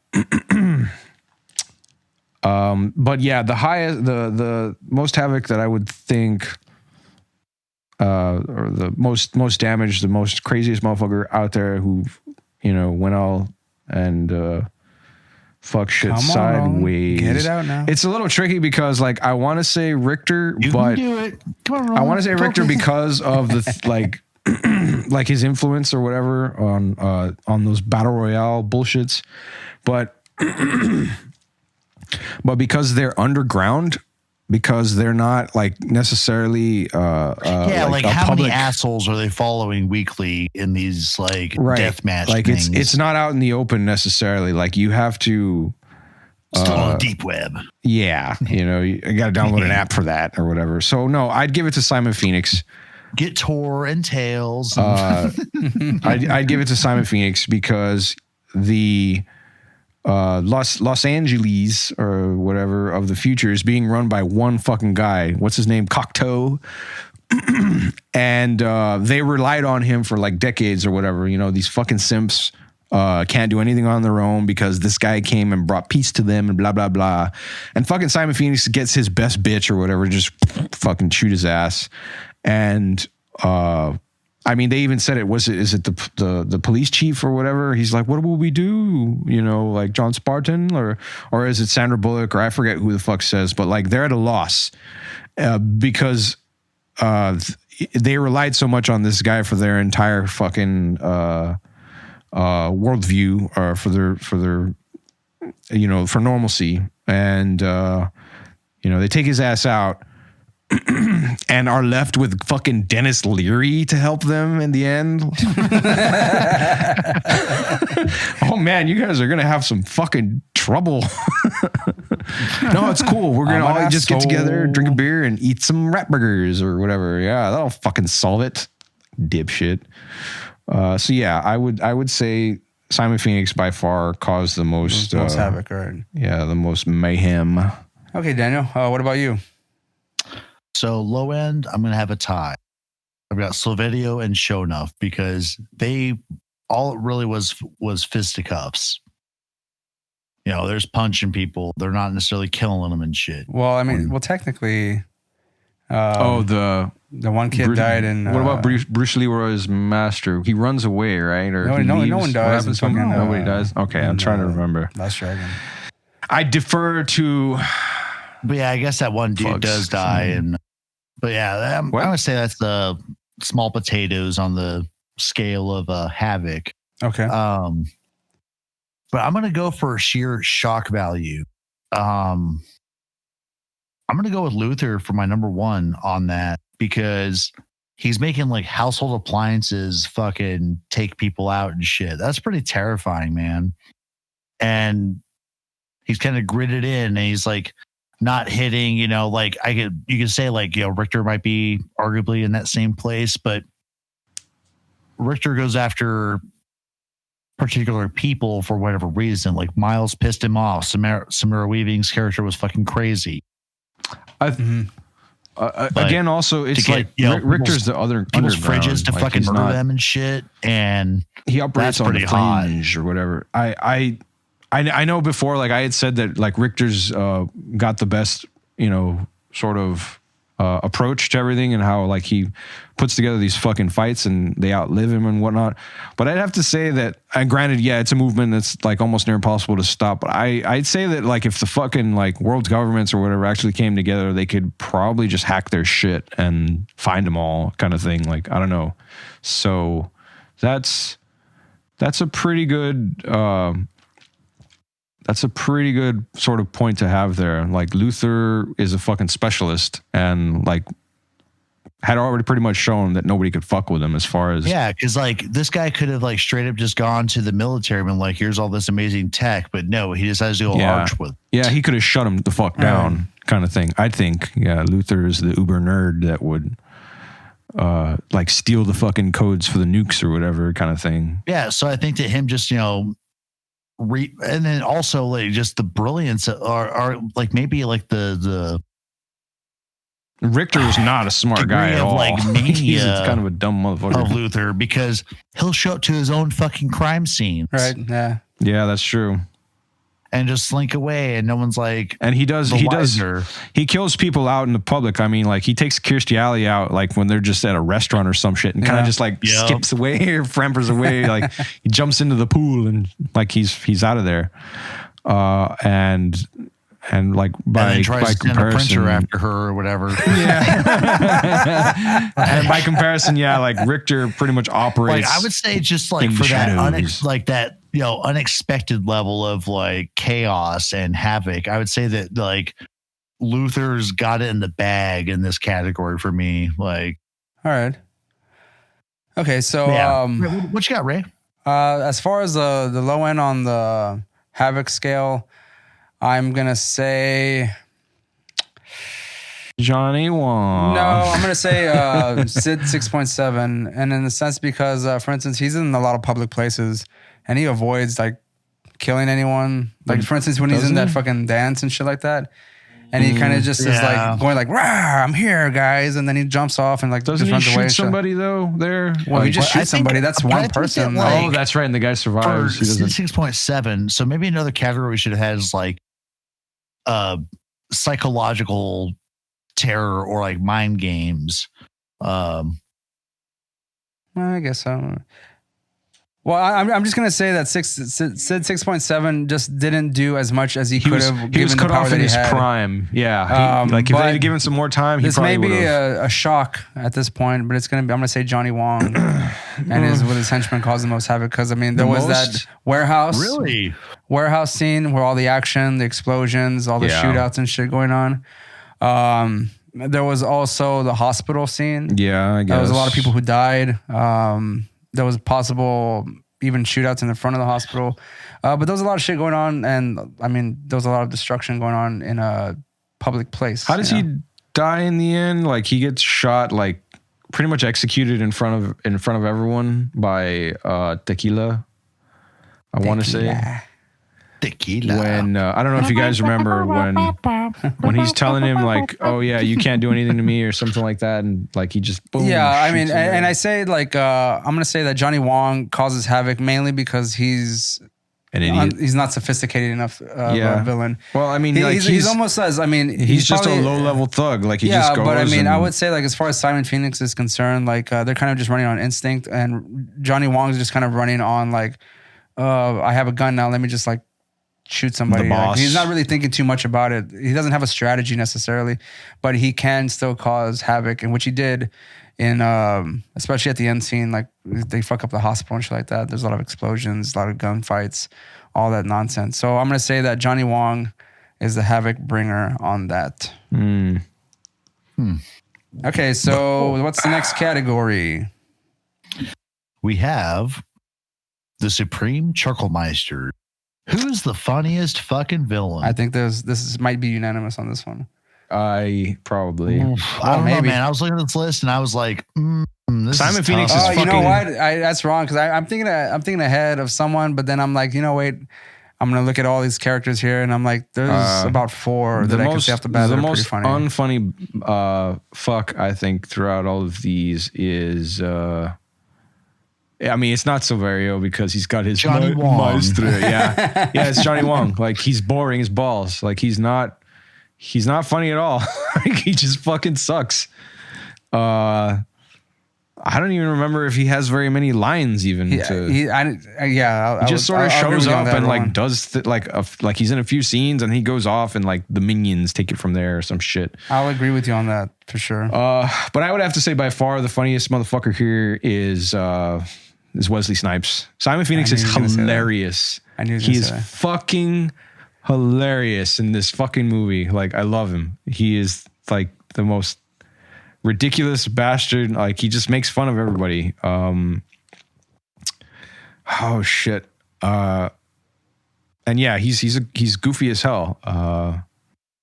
Trying to remember when he starts making who he doesn't make fun of really, but no. Okay, so Simon Phoenix. That's a short, easy bit. Like Daniel. Simon Phoenix is fucking great. I'd say Sid 6.0 might be a second though. Probably have to go once again with Johnny Wong, our old buddy, who is quickly becoming the MVP of the most valuable poser. Poser. Yeah, his MVP. I think that's what's happening with him. Most vital Buddha.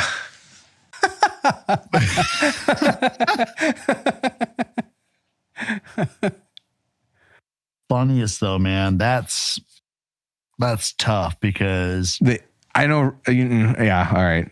Don't say anything. Let him think it out. No. I'll wait to spoil yours, Ray. Fucking Cisco is hilarious. Oh, that's true. Yeah. He fucking is. Fucking, I think Sid 6.7 from a sadistic standpoint is hilarious. The network is just fucking funny because it's trauma goodness. So I'm going to automatically discount them in this category. Okay. That's a good control to have. Fuck. I mean, Simon Phoenix is hilarious. And then after that, like definitely shown off, man. Like he doesn't have a lot of lines, but it's like delivery, but just the crazy eye. I don't think he means to be funny though. Like it doesn't he? Yeah. He's absolutely serious about all the silly shit he said. Funny. Okay. And that's what matters. There's like intentionally funny and like surprisingly not trying to be funny on some of these, but I mean, it just really is on perspective on what you think is who you think is the funniest person. But I mean, like catches bullets with his teeth. Yeah. You know, fuck, great man. line delivery on those. Yeah. This motherfucker. I'm gonna have to go show enough. Actually, just right on. Okay.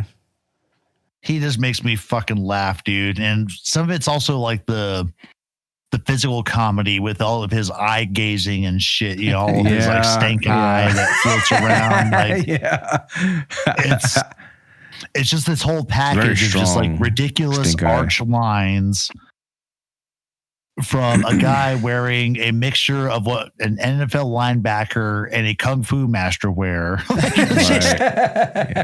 And his fucking hair all over the it's just this whole like comedy package, but he's a great villain. I think Shonuff's a good villain, but he's fucking hilarious, dude. Fuck, man. Yeah. All right, So Ray. all right, I'm calling for Ray. Hold on, no, don't say shit. Right? Ray, don't ruin it. Don't be a bitch. Don't ruin this. it. We know the person at the bottom is Johnny Wong. That's just right off the bat. And so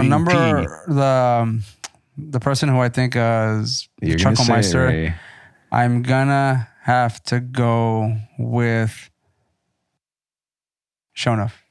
Oh, really? Yeah. And I'm gonna say Shonuff because basically what Daniel said, like he has like his line delivery, again, necessarily isn't meant to be funny, but it just is. And it's so memorable and so quotable. Are you going to cut out trauma because I'm not going to say that it's supposed to be funny? What? Are you going to cut out trauma because like by definition it's supposed to be funny? I'm going to say by most. No. AIDS. Well, that's different. That's completely different. Simon Phoenix is fucking hilarious, but I would say like it's not as memorable. If you're watching the movie, like how many times have you Wesley seen Snipes? Oh, I've seen like Demolition The Man. Last Dragon compared to Demolition Man. Well, it doesn't matter. I mean, like fucking Simon Phoenix is hilarious. Yeah. But I mean, there aren't as like quantity as far as like the line delivery. I mean, they both are martial artists. They're both kicking ass. But the facial expressions and the line deliveries, Wesley Snipes is not a weird looking dude, minus the hair, right? So I mean, his facial expressions can only take him so far. But it's also like his mannerisms and line delivery. Shonuff's actor was like... Shonuff has the big fucking hair. He was very over the top. The eye. Yeah, exactly. With his He's more over the expressions. top. But I mean, Simon Phoenix is over the top too. But again, it's the whole package. But he doesn't have as far as like the funny going on. So the I kung think fu this is stank guy coming at him. I think this one category, because we all love comedy heavily. So, Roland, I'm going to ask you what your number 2 is. It would probably be Cisco would be my number 2. Actually, a close number 2 because he is fucking hilarious. Like, and it's I think it's in the same way that like you voted for Shonuff because he's such an over the top fucking like person. Yeah, it's just that whole package. Yeah, like even though he doesn't necessarily mean to be funny, like it's such a ridiculous role, and the lines are just like the way they're delivered. Expressions too. Expressions the way he delivered, like exactly.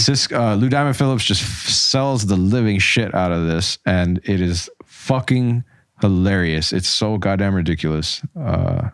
So yeah, he'd be my close second. I'm sorry to jump in here, but the fact that you said that Cisco is number 2 for you, I'm going to say Cisco is number 2 for me as well. And I would say Simon Phoenix is just under that because I haven't seen the big hit as much as I've seen Demolition Man or as much as I've seen Last Dragon. Yeah. But the thing is that Cisco, again, more like has more memorable lines to me. Like they stuck in my head a little bit more, especially and he's not even on screen that much necessarily, right? It's more like fucking Marky Mark trying to get laid by this like teenager, you know, failing horribly.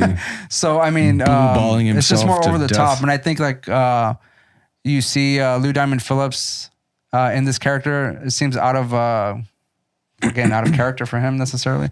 So it seems more memorable. Man. But he steals pretty much every scene that he's in. Wesley Snipes, like he's not like this kind of character is not foreign to him, you know. He fucking did Tu Wong Fu, like he fucking played a woman in drag, you know. Like he's not comedy is not anything new for him. I would say comedy was probably more new for fucking. I'm really looking forward to seeing him in Coming to America too. Yeah, exactly. Like Wesley Snipes is funny all around in some of the shit that he does. Yeah, even some of his lines in fucking Blade. Yeah, like they're funny, but it's just the way he presents himself. But it's not over the top. It's just Wesley Snipes, man. Like, so I would say for me, it's fucking Shonuff, and then it's fucking Cisco, then Simon Phoenix for number 3 if I was going to do that. So. Daniel, did you have a number 2? I do, man. It's actually Benedict, dude. Benedict? Just Benedict is like a reserved with everything, and I appreciate deadpan humor, like the straight man in or whatever. But he also like when he breaks the fourth wall, it's just fucking hilarious, man. And then after that would be Cisco. So yeah, I've got like a kind of a flip on that, you know. Okay. But yeah. Cool. All right. So what is the next category? All right. What do we got? Am I evil? Am I evil? evil. Yes, I am. Who's the most My mother was evilest? a witch. She was burned alive. Most evilest here. The fruits of the devil. Evil. Fruits of the devil. Yeah. As far as the lowest, most basic motherfucker to roll out with that, maybe not most basic.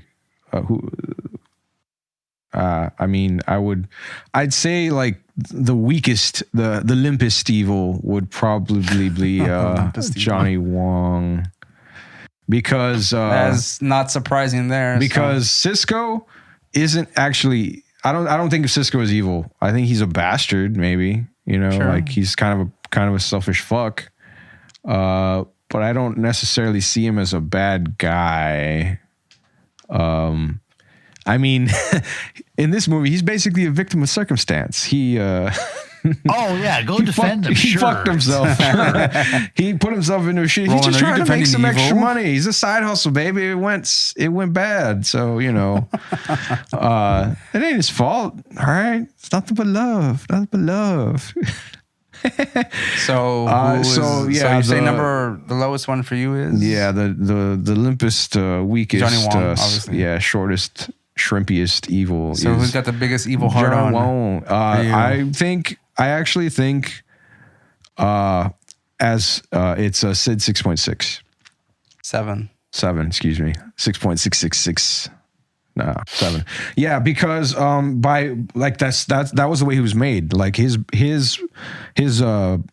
you're saying his most evil? Yes, his personality was a composite of like all of these like serial murderers and psychopaths and shit. So while I would have said maybe Lopan was the most evil because of just like all the fucking things that he's done for such a long time. I mean, he's still I still don't necessarily think he's as batshit as Sid 6.7, because he's lonely, one person. He's lonely. He wants to bust a nut. And Sid 6.7 is like Legion or whatever. Like he's made up of a fucking like every goddamn rat bastard out there kind of thing. And I mean, like he's a fucking distillation of all of that, which I would have to say is pretty concentrated evil if I had to put a guess on there. And a library of evil. A database of evil. Yeah, that's basically what he is. So yeah. I mean, yeah, like going down the line, like I don't think most of these guys, it could be argued that they're not evil. I don't know. Shonuff isn't necessarily out to like destroy everyone, is he? So much as like he just wants to be the master. He just wants to be the master. And he wants people to acknowledge that. Silverio is another bastard, but like he's like, if you're cool with him, like he's like he doesn't care. Yeah, whatever. he'll give you a job. He's got your gang or whatever, and I assume that'd be the same with Lopan. Like if you fall in line, he's not gonna. He's got people who worship him, sort of thing. Well, he may be able to give you like some badass powers. Yeah. Simon Phoenix is evil. Yeah, he's all in it to fuck everyone else. Evil. Okay. Maniacal, maybe. Sure. Benedict. Benedict is kind of evil. Yeah, he kind of is. He's kind of a sinister fuck. The network, obviously, the evil of AIDS. Okay, so basically you're saying that Sid 6.7 is your evilest. Yeah. Daniel, go ahead. Wake up. What? He's asleep again. All right, so low end would be Silverio. Okay. Because really he's all about just like business. Like it's really not personal. Like he does, bring up shit with Louis or whatever because he's fucking with his like business, really. That's right. The business of drugs. It's not bad. Like the most evil is Cisco because he consciously fucks over people that he calls brother. True. Well, I mean, the guy that he hired to help him, I mean, he fucking just stabbed him in the fucking gut. If he had to make, like, if he has to choose between like his well-being and someone else's, he's going to pick himself. Yeah. Yeah, and I don't think any of these other guys, because they're already geared to like. You think that's assholes. evil though, or like? I do, because none of these other guys fucking betrayed somebody. They're like, or he's all about self-preservation, friends or whatever. That didn't happen because it wasn't like fucking Benedict and fucking Arnold Braunschweiger. I would think that like this just means that I'm gonna say that Luther did kill his woman. Yeah, because she pretty much ratted him out. Right. Sort of. And in public too. Once again, that goes down to business though. You think that? Yeah, I guess you're right. Yeah. You think that Cisco? But technically, Cisco that was business too. I would say that like he's more about like surviving, and like he has no loyalties as far as that goes. As far as himself, like his own survival is concerned, maybe he's not. I mean, in any case, I mean, Cisco is just trying to get paid in the end. And just not have anyone fuck with him. Actually, you guys have argued me out of it because actually I was reading this again, and I know my actual vote. I love you, Cisco. No, you're not a bad guy. You're just misunderstood. It's could have happened to any one of us, man.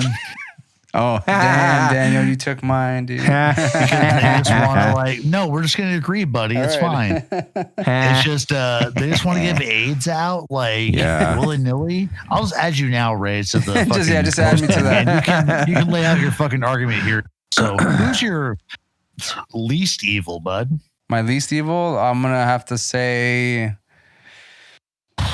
it's probably Silverio also. Again, business. He does want to take care of family, but if the family kind of betrays him, he like, you're going to put him in a bad spot. He's like, I don't want to do this to you, but I'm going to have to fuck you up kind of thing, I mean, he wanted to me. He wanted to put his cousin in a job that he could pay money and then he could take care of his family and stuff, That's right. He's like, you don't betray family, the familia, like cousin. Silveria, I'm done stripping cars for you. Like, I want to go to school and learn with the... Sorry, you made him sound like such a bitch. Because man. Please. Oh, this is funny, dude. I won't strip cars for you no more, cousin.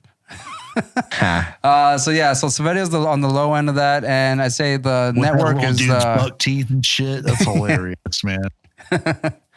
The network is probably the most evil because, again, handing out the AIDS, but like the whole plan is to pretty much destroy the entire world with AIDS. With AIDS, and I feel it. I mean, it was a commentary on what was going on at the time. Like everyone thought AIDS was good. You were going to catch AIDS by just fucking touching somebody. So Lloyd Kaufman decides to say, how about I create a group in one of my films that rapes and just gives AIDS to everyone, I mean, now you're thinking like no sex for anybody because you're just going to get fucking AIDS. You don't know who the fuck is giving you, who's putting their fucking ween or their fucking snatcholi near your genitals, like you could just get AIDS. Dude, you sound like Roland just there. That's hilarious. Oh, thank you.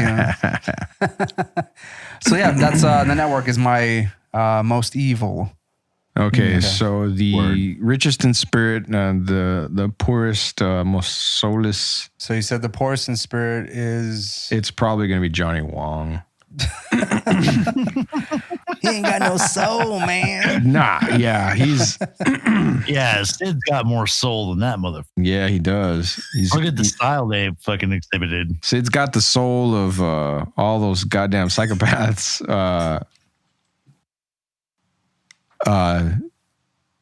Showing him how to fucking dress himself, styling. Yeah. So you're saying the shittest spirit or whatever was Johnny Wong, the blandest bastard. Yeah, it's Johnny Wong. Okay, and then you said the richest was Sid. The richest? No. I was thinking he. Okay. I was saying he could be as a silly or whatever. I mean, Lopan has an actual spirit form that he floats around in the whole fucking movie, half the movie. But powerful spirit. Remember, we're just thinking someone who's in touch with the universe, Roland. Yeah. Think, motherfucker. I don't know. It's kind of fucking tricky ass. It's Cisco. He loves that fucking boat. What does he say? I just want to sail the ocean, man. Look at the stars.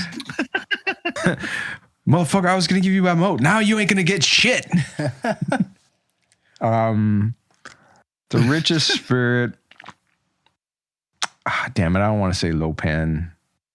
Come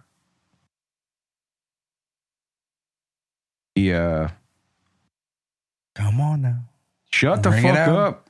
Bring it out. It's either Lopan or Shonuff. Make a goddamn decision. Trying to think, bitch. All right. Shonuff is all spirit. He's got the glow, baby. Come on now. That's right. It's spirit power. And Playtime's over, Lopan. Lopan is in touch with like Satan and shit. Whatever. Is he in touch with Satan? Well, like the I think devil. you're getting like the cultures mixed up, Roland. Oh, plah. Whatever. It's all the same to me. Satan, demons, spirits. I'm gonna give it to. I don't know if you can even tell if you're just gonna start saying willy nilly like all these like spirits just mean the same thing all over across all cultures they all and shit. Look, like they all look the same to me. You're not qualified at this point to tell who's richest in spirit. Yeah, right. They all look the same to me. What? Yes. Are you saying that because they're Chinese or?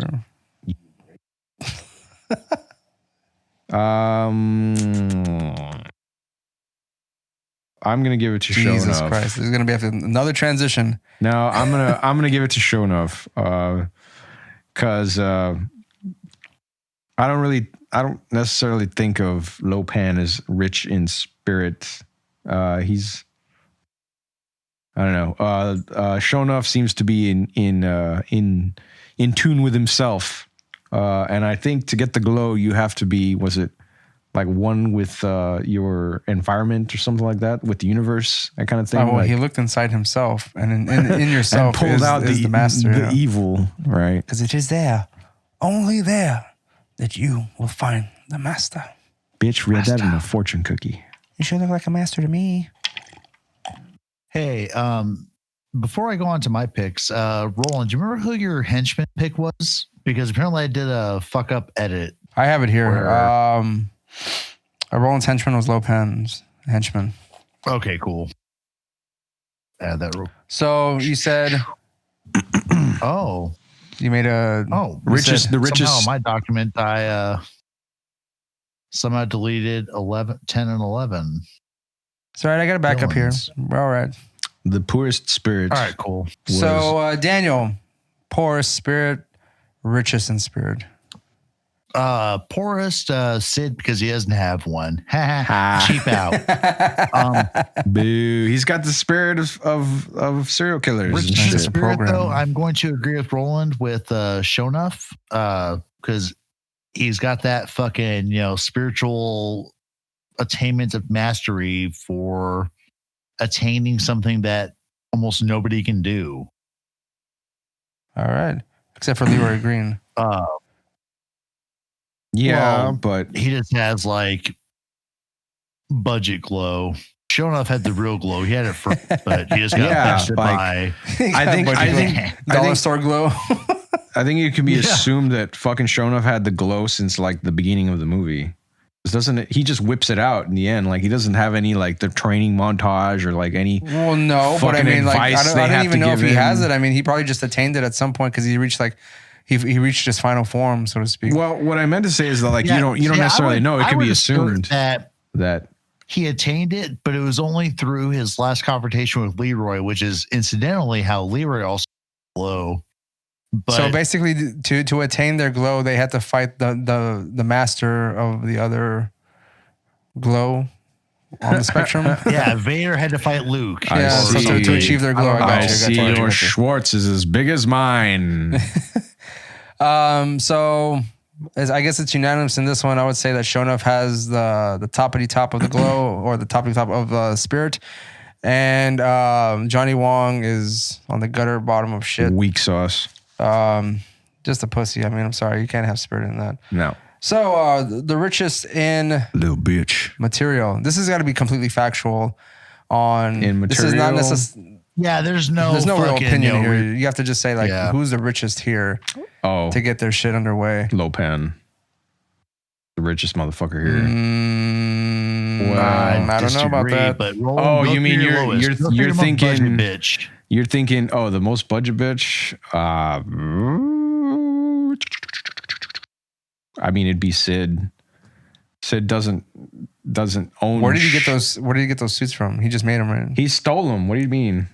You mean the hunter green one? Or was it the blue one? He jacked that off of some guy that was just there. Okay, all right. So the green one, I think, like he was programmed with that one in the computer. He didn't come out with it. And so the villain working on a budget, Roland, is Sid 6.7. Sid 6.7. Who's the villain who has where money is no object? I would say. You're gonna say Lopan again? Yeah, I mean, like it's so like the network in Troma's War seems to I would assume have a shitload of money, like because they're gonna need it to have that influence or whatever that they're talking about, worldwide domination and all that cheese. Luther. What I don't know that Luther's. Oh, that's right. Luther was a fucking privileged motherfucker. That's right. But he was after money. So what's the? Yeah. So like it didn't make any sense. I think they said that like he was just in it for the thrills or something, or I don't know what. But like he came from privilege. Like he was already. But he wanted more money. Yeah, that was the whole point. Like. Yeah. But he was already he was a rich bastard though to begin with, and like was going for more. And I'd imagine those goddamn murder toasters aren't cheap either. Well, that's where he dips into his trust fund. Richter seems to have. Richter probably has quite a bit of money because he's still too underground. Yeah, he is, but like to set the whole thing up, I don't think you can fucking just bust out a GoPro necessarily and a goddamn Dell laptop or some shit like an alien. I don't think he was necessarily. I mean, I'm sure he had money, but I mean, to the level of like Lopan or fucking the network. Yeah. I would say like honestly that Lopan or the network are probably like the richest folks on this fucking list here. I'd give it to Lopan because of like just the amount of like fancy ass goddamn shit he has in his underground palace or whatever is ridiculous. And the fact that like it covers so many things. Like he owns, quote unquote owns Chinatown or whatever. He has all these fucking minions. He's got like a dungeon. He's got those fucking like he's got his pet, Bigfoot or whatever.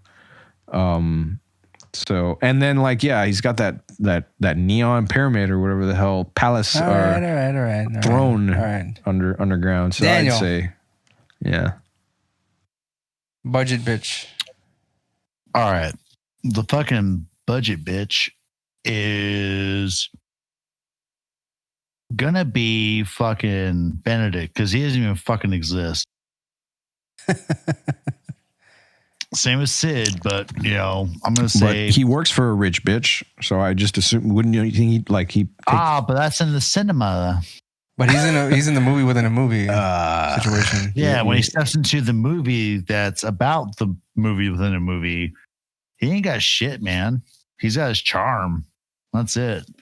Yeah. Okay, so who's the richest motherfucker?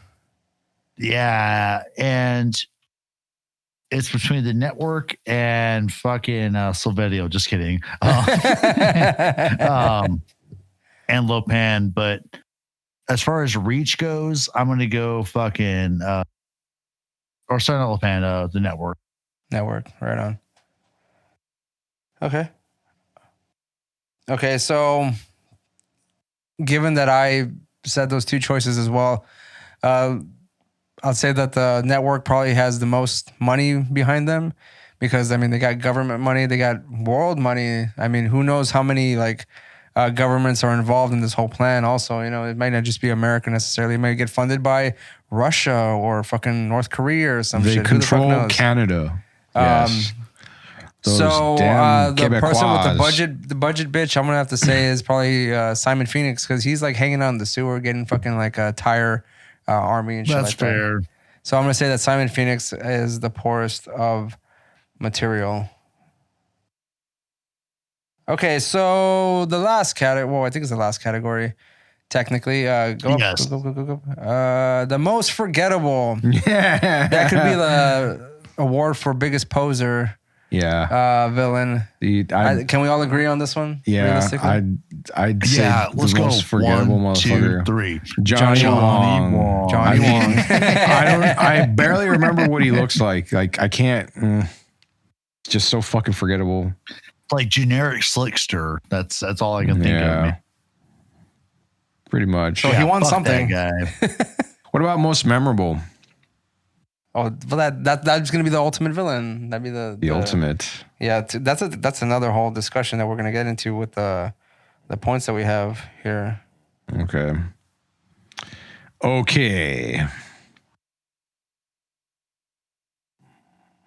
Okay, so do you want to count up the points, Ray, and then we'll go into the bonus round? yeah, okay.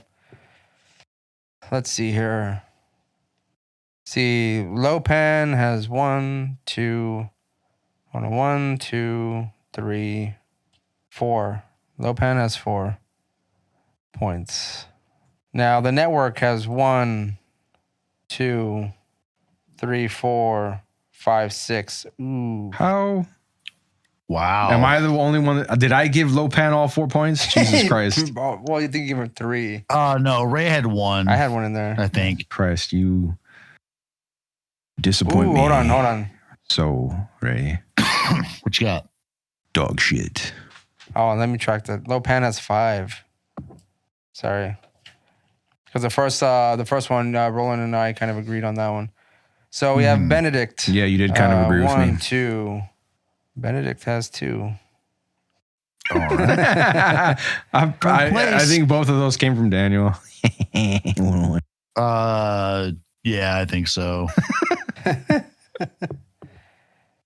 Nope. 1 came from schemes. Ray liked his scheme. Oh yeah, That's true. that's right. So sure enough, we have 1,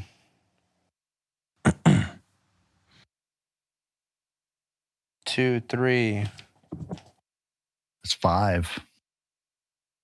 4, 5, 6. Oh shit. Oh, I missed one then. Sweet. Okay, so next villain, Richter. 1, 2, 3. Richter has 3. Get out of there. Cisco. Cisco has 1. Cisco has 1. What? No way. Yeah, I'm going No, to. Cisco has 2. He had Gotta best have at dress from least- Roland and most evil from me. Wait, I thought you changed that though. I thought you picked. I did. You picked Yeah, the I network. did. Most You're evil right. was the network, so Cisco only has 1. Damn, you disappoint Man, me. that Damn. sucks. I'm sorry, Cisco. Nah, you Sorry, still, LVP, man. you still the Shit. most styling, baby. Silverio. Don't let nobody take we that have away 1, from you, 2. Cisco. 2, yeah. 2. 2. Yeah. 2, okay. Let's get that out of here. So Sid 6.7, 1, 2, 2. Okay, so Simon Phoenix. We have 1, 2, 2. Boo. 2. 2 for Simon Phoenix. Oof. Okay, hold on. And Luther. He didn't get any, did he? 1. You give him one? I did give him 1. That's right. Yeah. So as I'm going through here, everyone's been accounted for. And of course, Johnny Wong got 1 as the most He got shittiest, the most. shittiest He's the most valuable villain. puta. And so what about our 12th villain? 12th villain. The surprise 12th villain of 2020 is Sonic the Hedgehog. COVID-19 will blow the wind of God upon you. The plandemic. The plandemic. scandemic. Hashtag Ike is right. 5G created COVID-19, right? That's right. Yep. Don't get to 5G. Oh, sorry. I got this set now. This should be called the 19/5G in that first 5G vaccine is on its way, boys. So COVID-19, I mean, if we're going to go with our categories, is evil, but it's really not. It's just a virus. Is it really an entity that thinks about it? Yeah. No. So it could say it's evil? Not necessarily. It's misunderstood evil. It's just doing what it does, man. Yeah, it's just doing its thing, man. It is it rich in spirit? It does have a healthy bit of ambition. I can tell you that. It's is it self-made? I don't know. I suppose. I don't know. I gotta say, swag making us all wear masks. That's kind of cool. Power level. Ooh, it's getting there, dude. People are pretty concerned about it. Overall havoc. Yeah, no, I'd have to say it does have over 9,000 power level. It does have Henchman in Dark. It's kind of funny. It does. Oh shit! It's got 3 points already. It does have Henchman in those right wingers who don't want to wear masks and Pfizer and right, yeah. So that's 4 already. So they want to put a chip in you. Is it? We said it was kind of funny, right? Is it material goods? Because, dude, I've had to buy masks and gloves and fucking hand sanitizer. But I mean, it's not. It's not providing the money necessarily. It doesn't have money to do this. It's yeah. So let's see here. Best schemes. Promote 5G. That's pretty good. Yeah. Yeah. 5 already. COVID-19 has 5 points already, tied with Lopan. Wow. So most forgettable. No, I don't think we're gonna forget this shit. That's probably not gonna be a problem. This villain's been going on for a couple months now. So a couple? You mean like almost a year? Almost a year. Well, not yet, but I mean it's a couple months now. February's when it like popped off, but like last winter, people were like, "Oh, people are sick." Havoc, Supreme Chucklemeisters. Did we give it the best? If the swag that it has the swag, most style, magnificent best. Masks, yeah, I gave it swag for masks. Yeah, that's right, masks. So COVID-19 then is tied with the network and Shonuff. No. Oh yeah, yeah. Is that 6 points? That's 6 points already for COVID-19. And wow, you're doing well, COVID. Yeah. Damn. Do you think? So, if COVID fought, yeah, that's what I was thinking of. Like our opponents around here, if COVID fought any of these motherfuckers. Okay, so the 3 villains that are at a tie right now are the network, Shonuff, and COVID-19. Yeah. Shit. Who is the ultimate villain?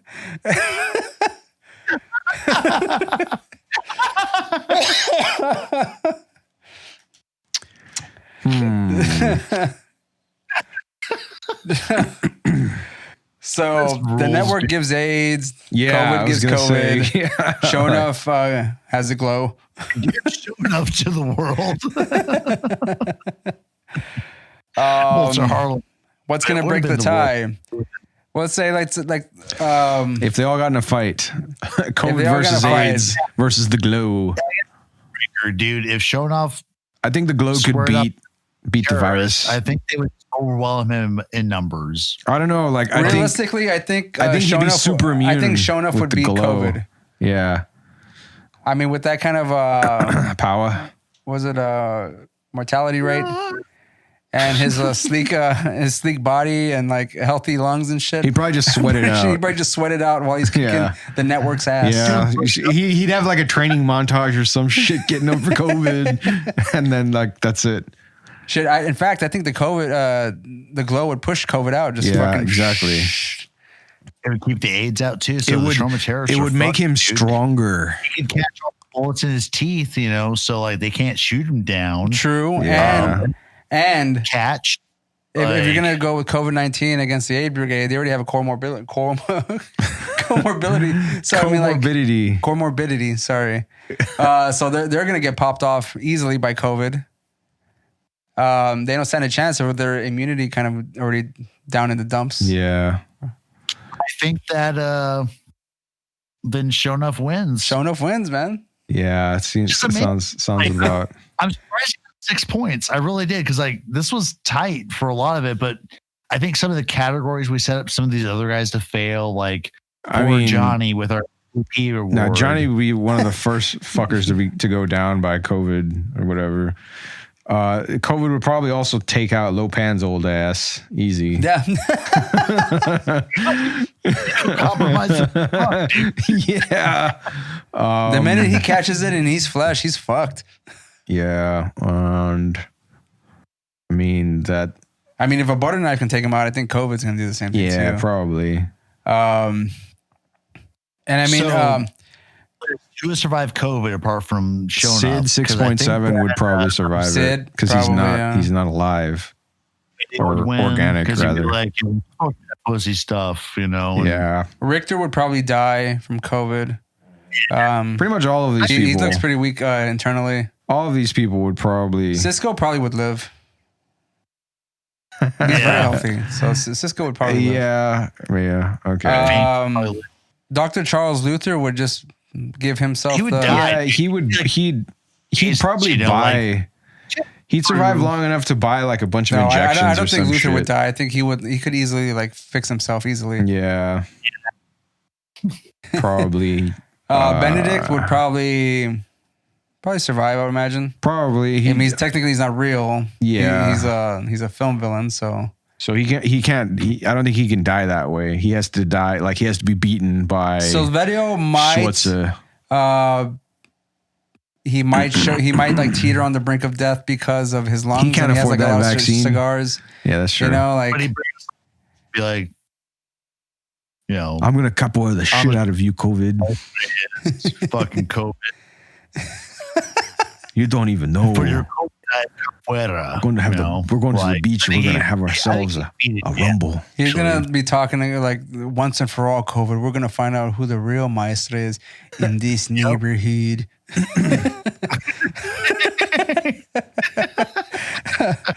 Simon Phoenix probably would survive COVID. I mean, he's hanging out in the sewer, so I mean, yeah. Well, he's eating rat burgers with everyone down there. Or is he compromised then?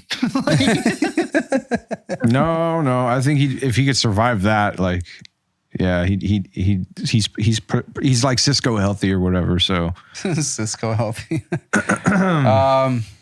Okay, so be healthy the rest of my life. If we're gonna go with quick bonus round on who would which villain would beat certain heroes of the movie. Yeah, so minus the ones that they fought and kicked their ass. Which so say villains? Jack Burton. Who could beat Jack Burton?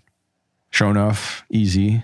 Shonuff for sure. Probably could kick Jack Burton's ass. I don't think the AIDS Brigade would have beat him. Actually, we haven't broken that tie.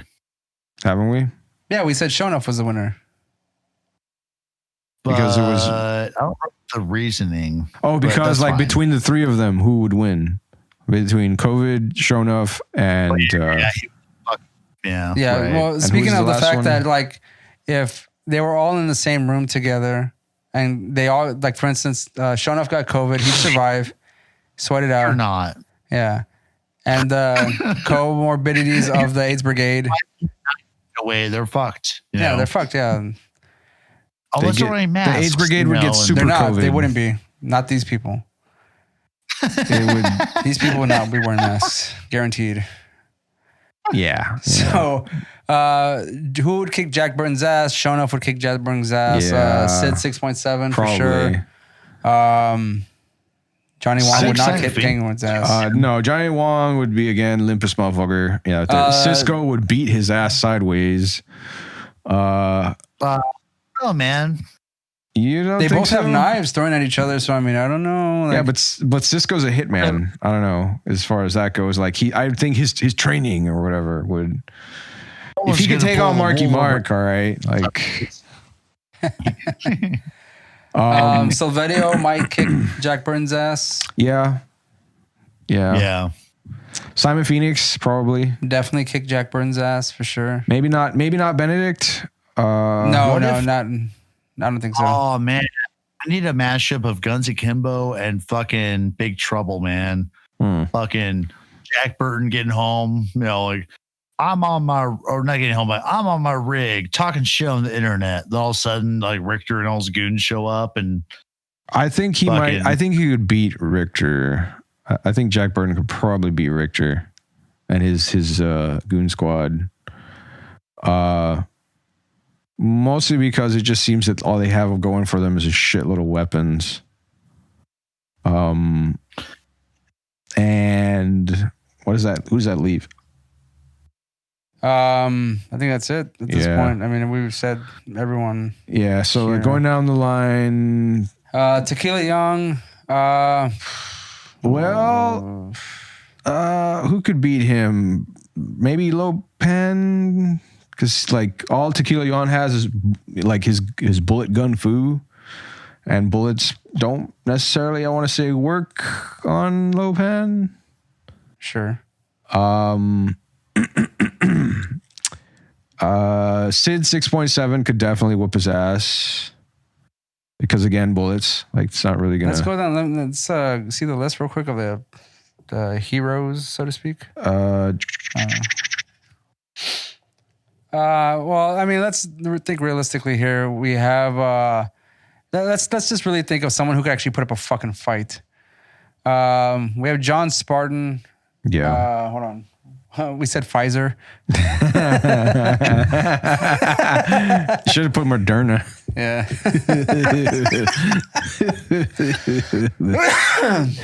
A strong immune system. So at Boom. is Pfizer a 95% rate with COVID-19? Yeah, they can beat them 95% of the time. John Spartan is. God, I'm just losing my mind here.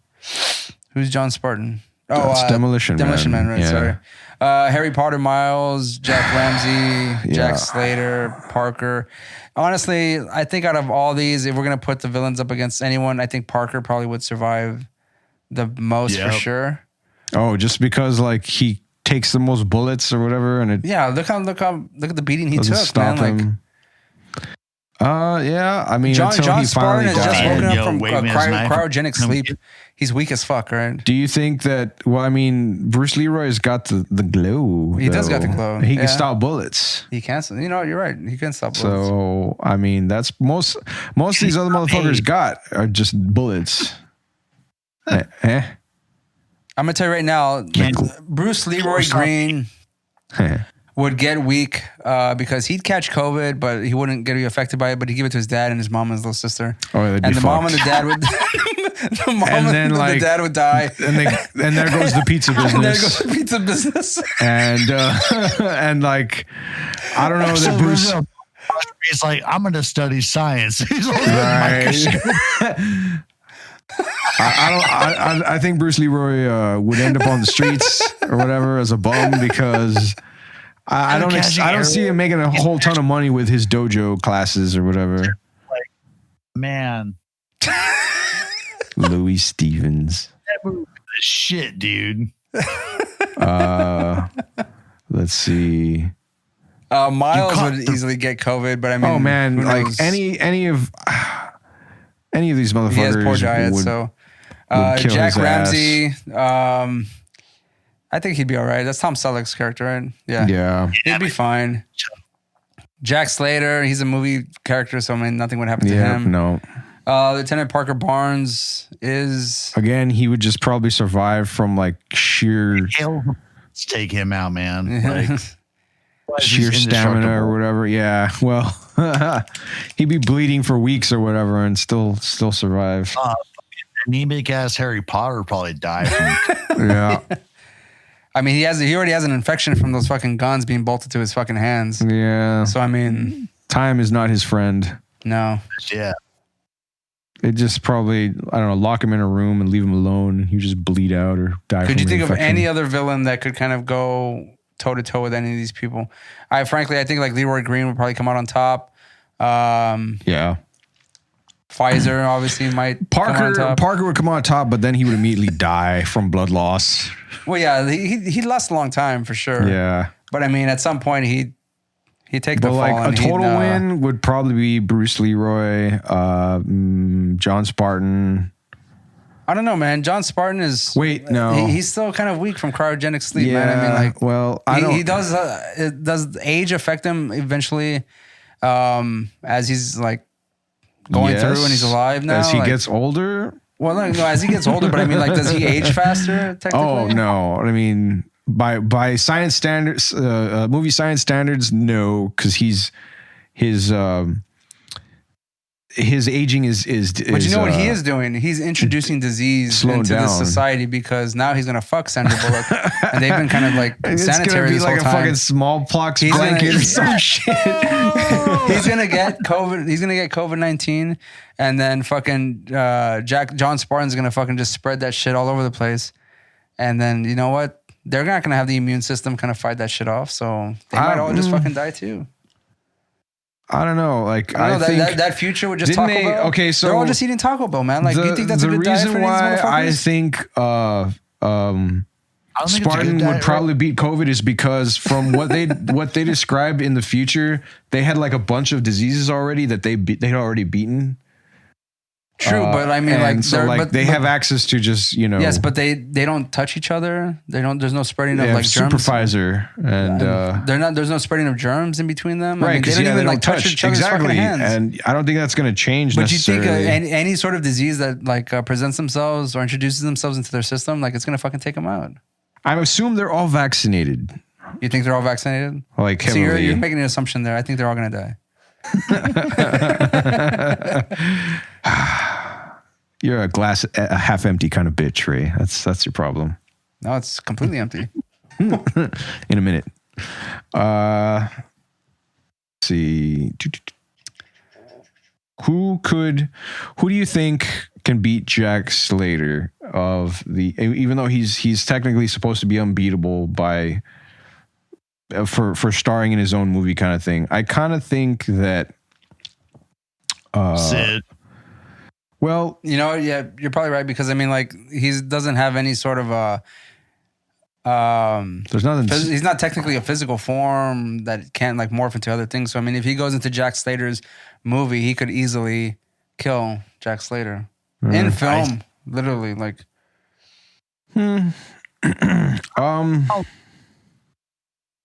or if he brings Jack Slater out, like he could totally kill him easily.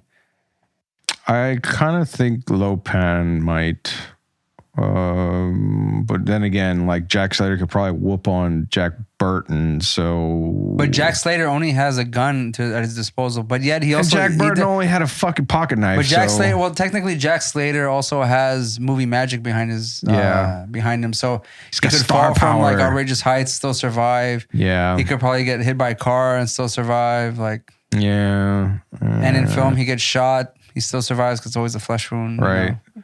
Or he's in an explosion and survives. His pecs stopped the bullet. He's fine. Just dust it off. Yeah, so I don't know. Maybe that's true. Like, by his own definition, he's unstoppable. Yes, stoppable. As far as everyone on this list, though, I think we can all agree that Harry Potter would eat ass so fast in a villain mash him up or whatever. Oh yeah, for sure. I mean, let's see. Because I just want you to like me. Okay, I like you. Give a hug and they'd shank him with his own wand.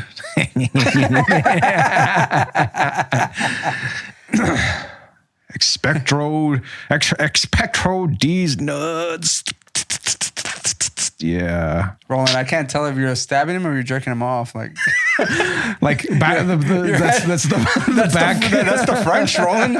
You're doing the French. It's the pretend hug. All right, then. Yeah, you're still jerking. You're still doing the French jerk, man. How am I supposed to know you're stabbing? How am I supposed to know you're fucking stabbing somebody? Because I'm saying it, bitch. Even if you're going, I don't know what you're spewing out of your fucking. Oh yeah, that's what it sounds like. Yeah, just like that. Yeah, like you go fucking, brace yourself for the ropes. Oh shit! Turn the volume down. All right. I mean, anything else you want to add to what we're doing here? Because this is the end of the year episode.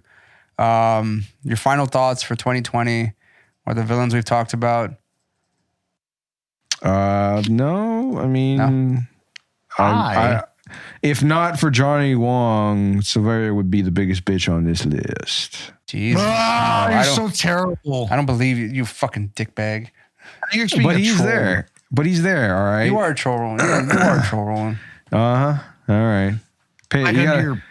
You gotta pay the toll, bitch.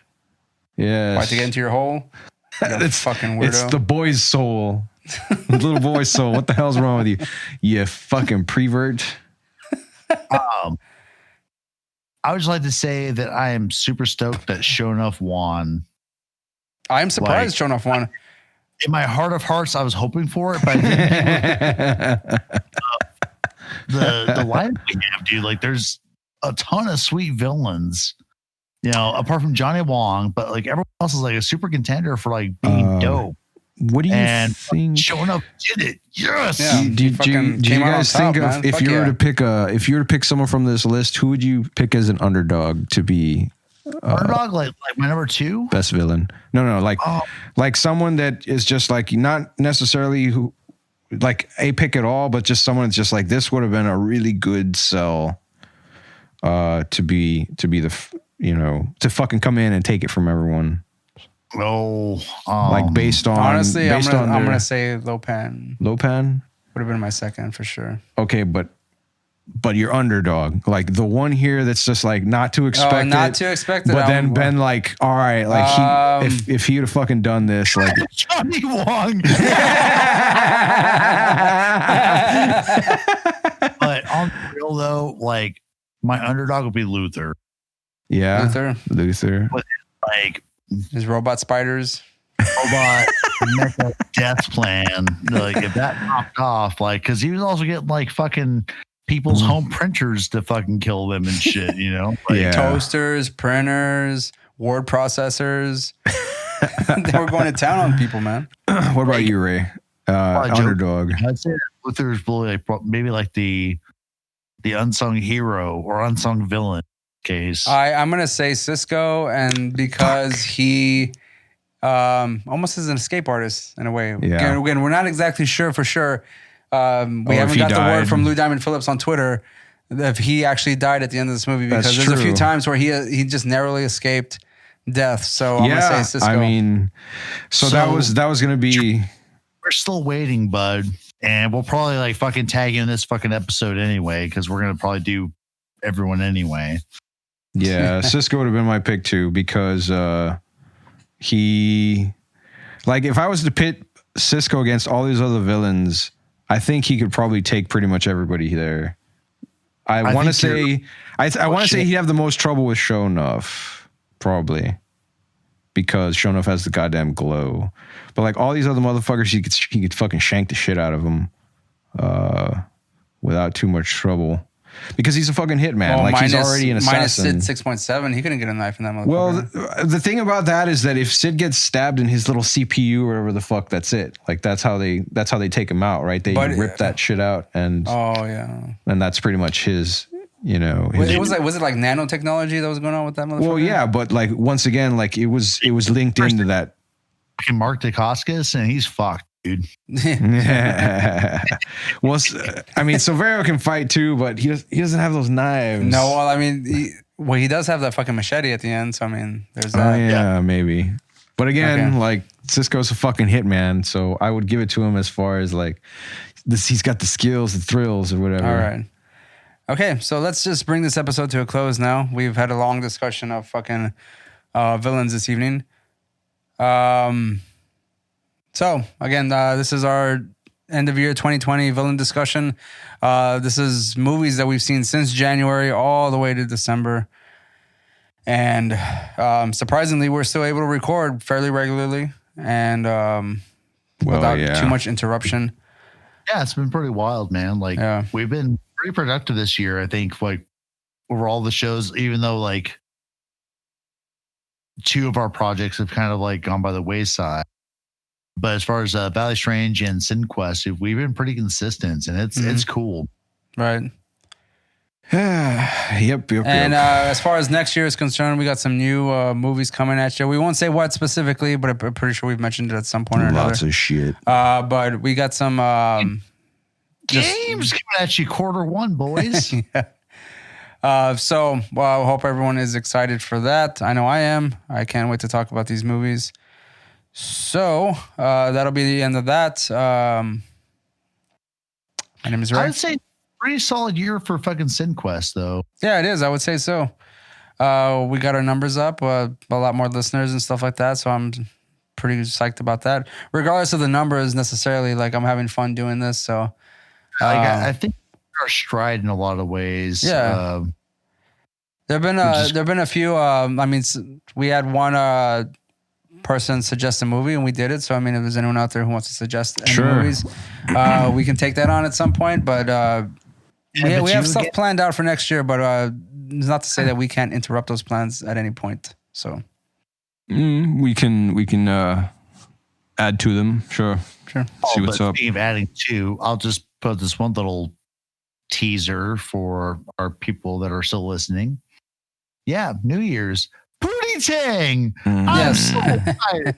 Holy shit, I can't wait to do this fucking movie. Now, as far as Pootie Tang is concerned, we may or may not be able to stream live, but we're still figuring that stuff out, depending on schedules and shit like that.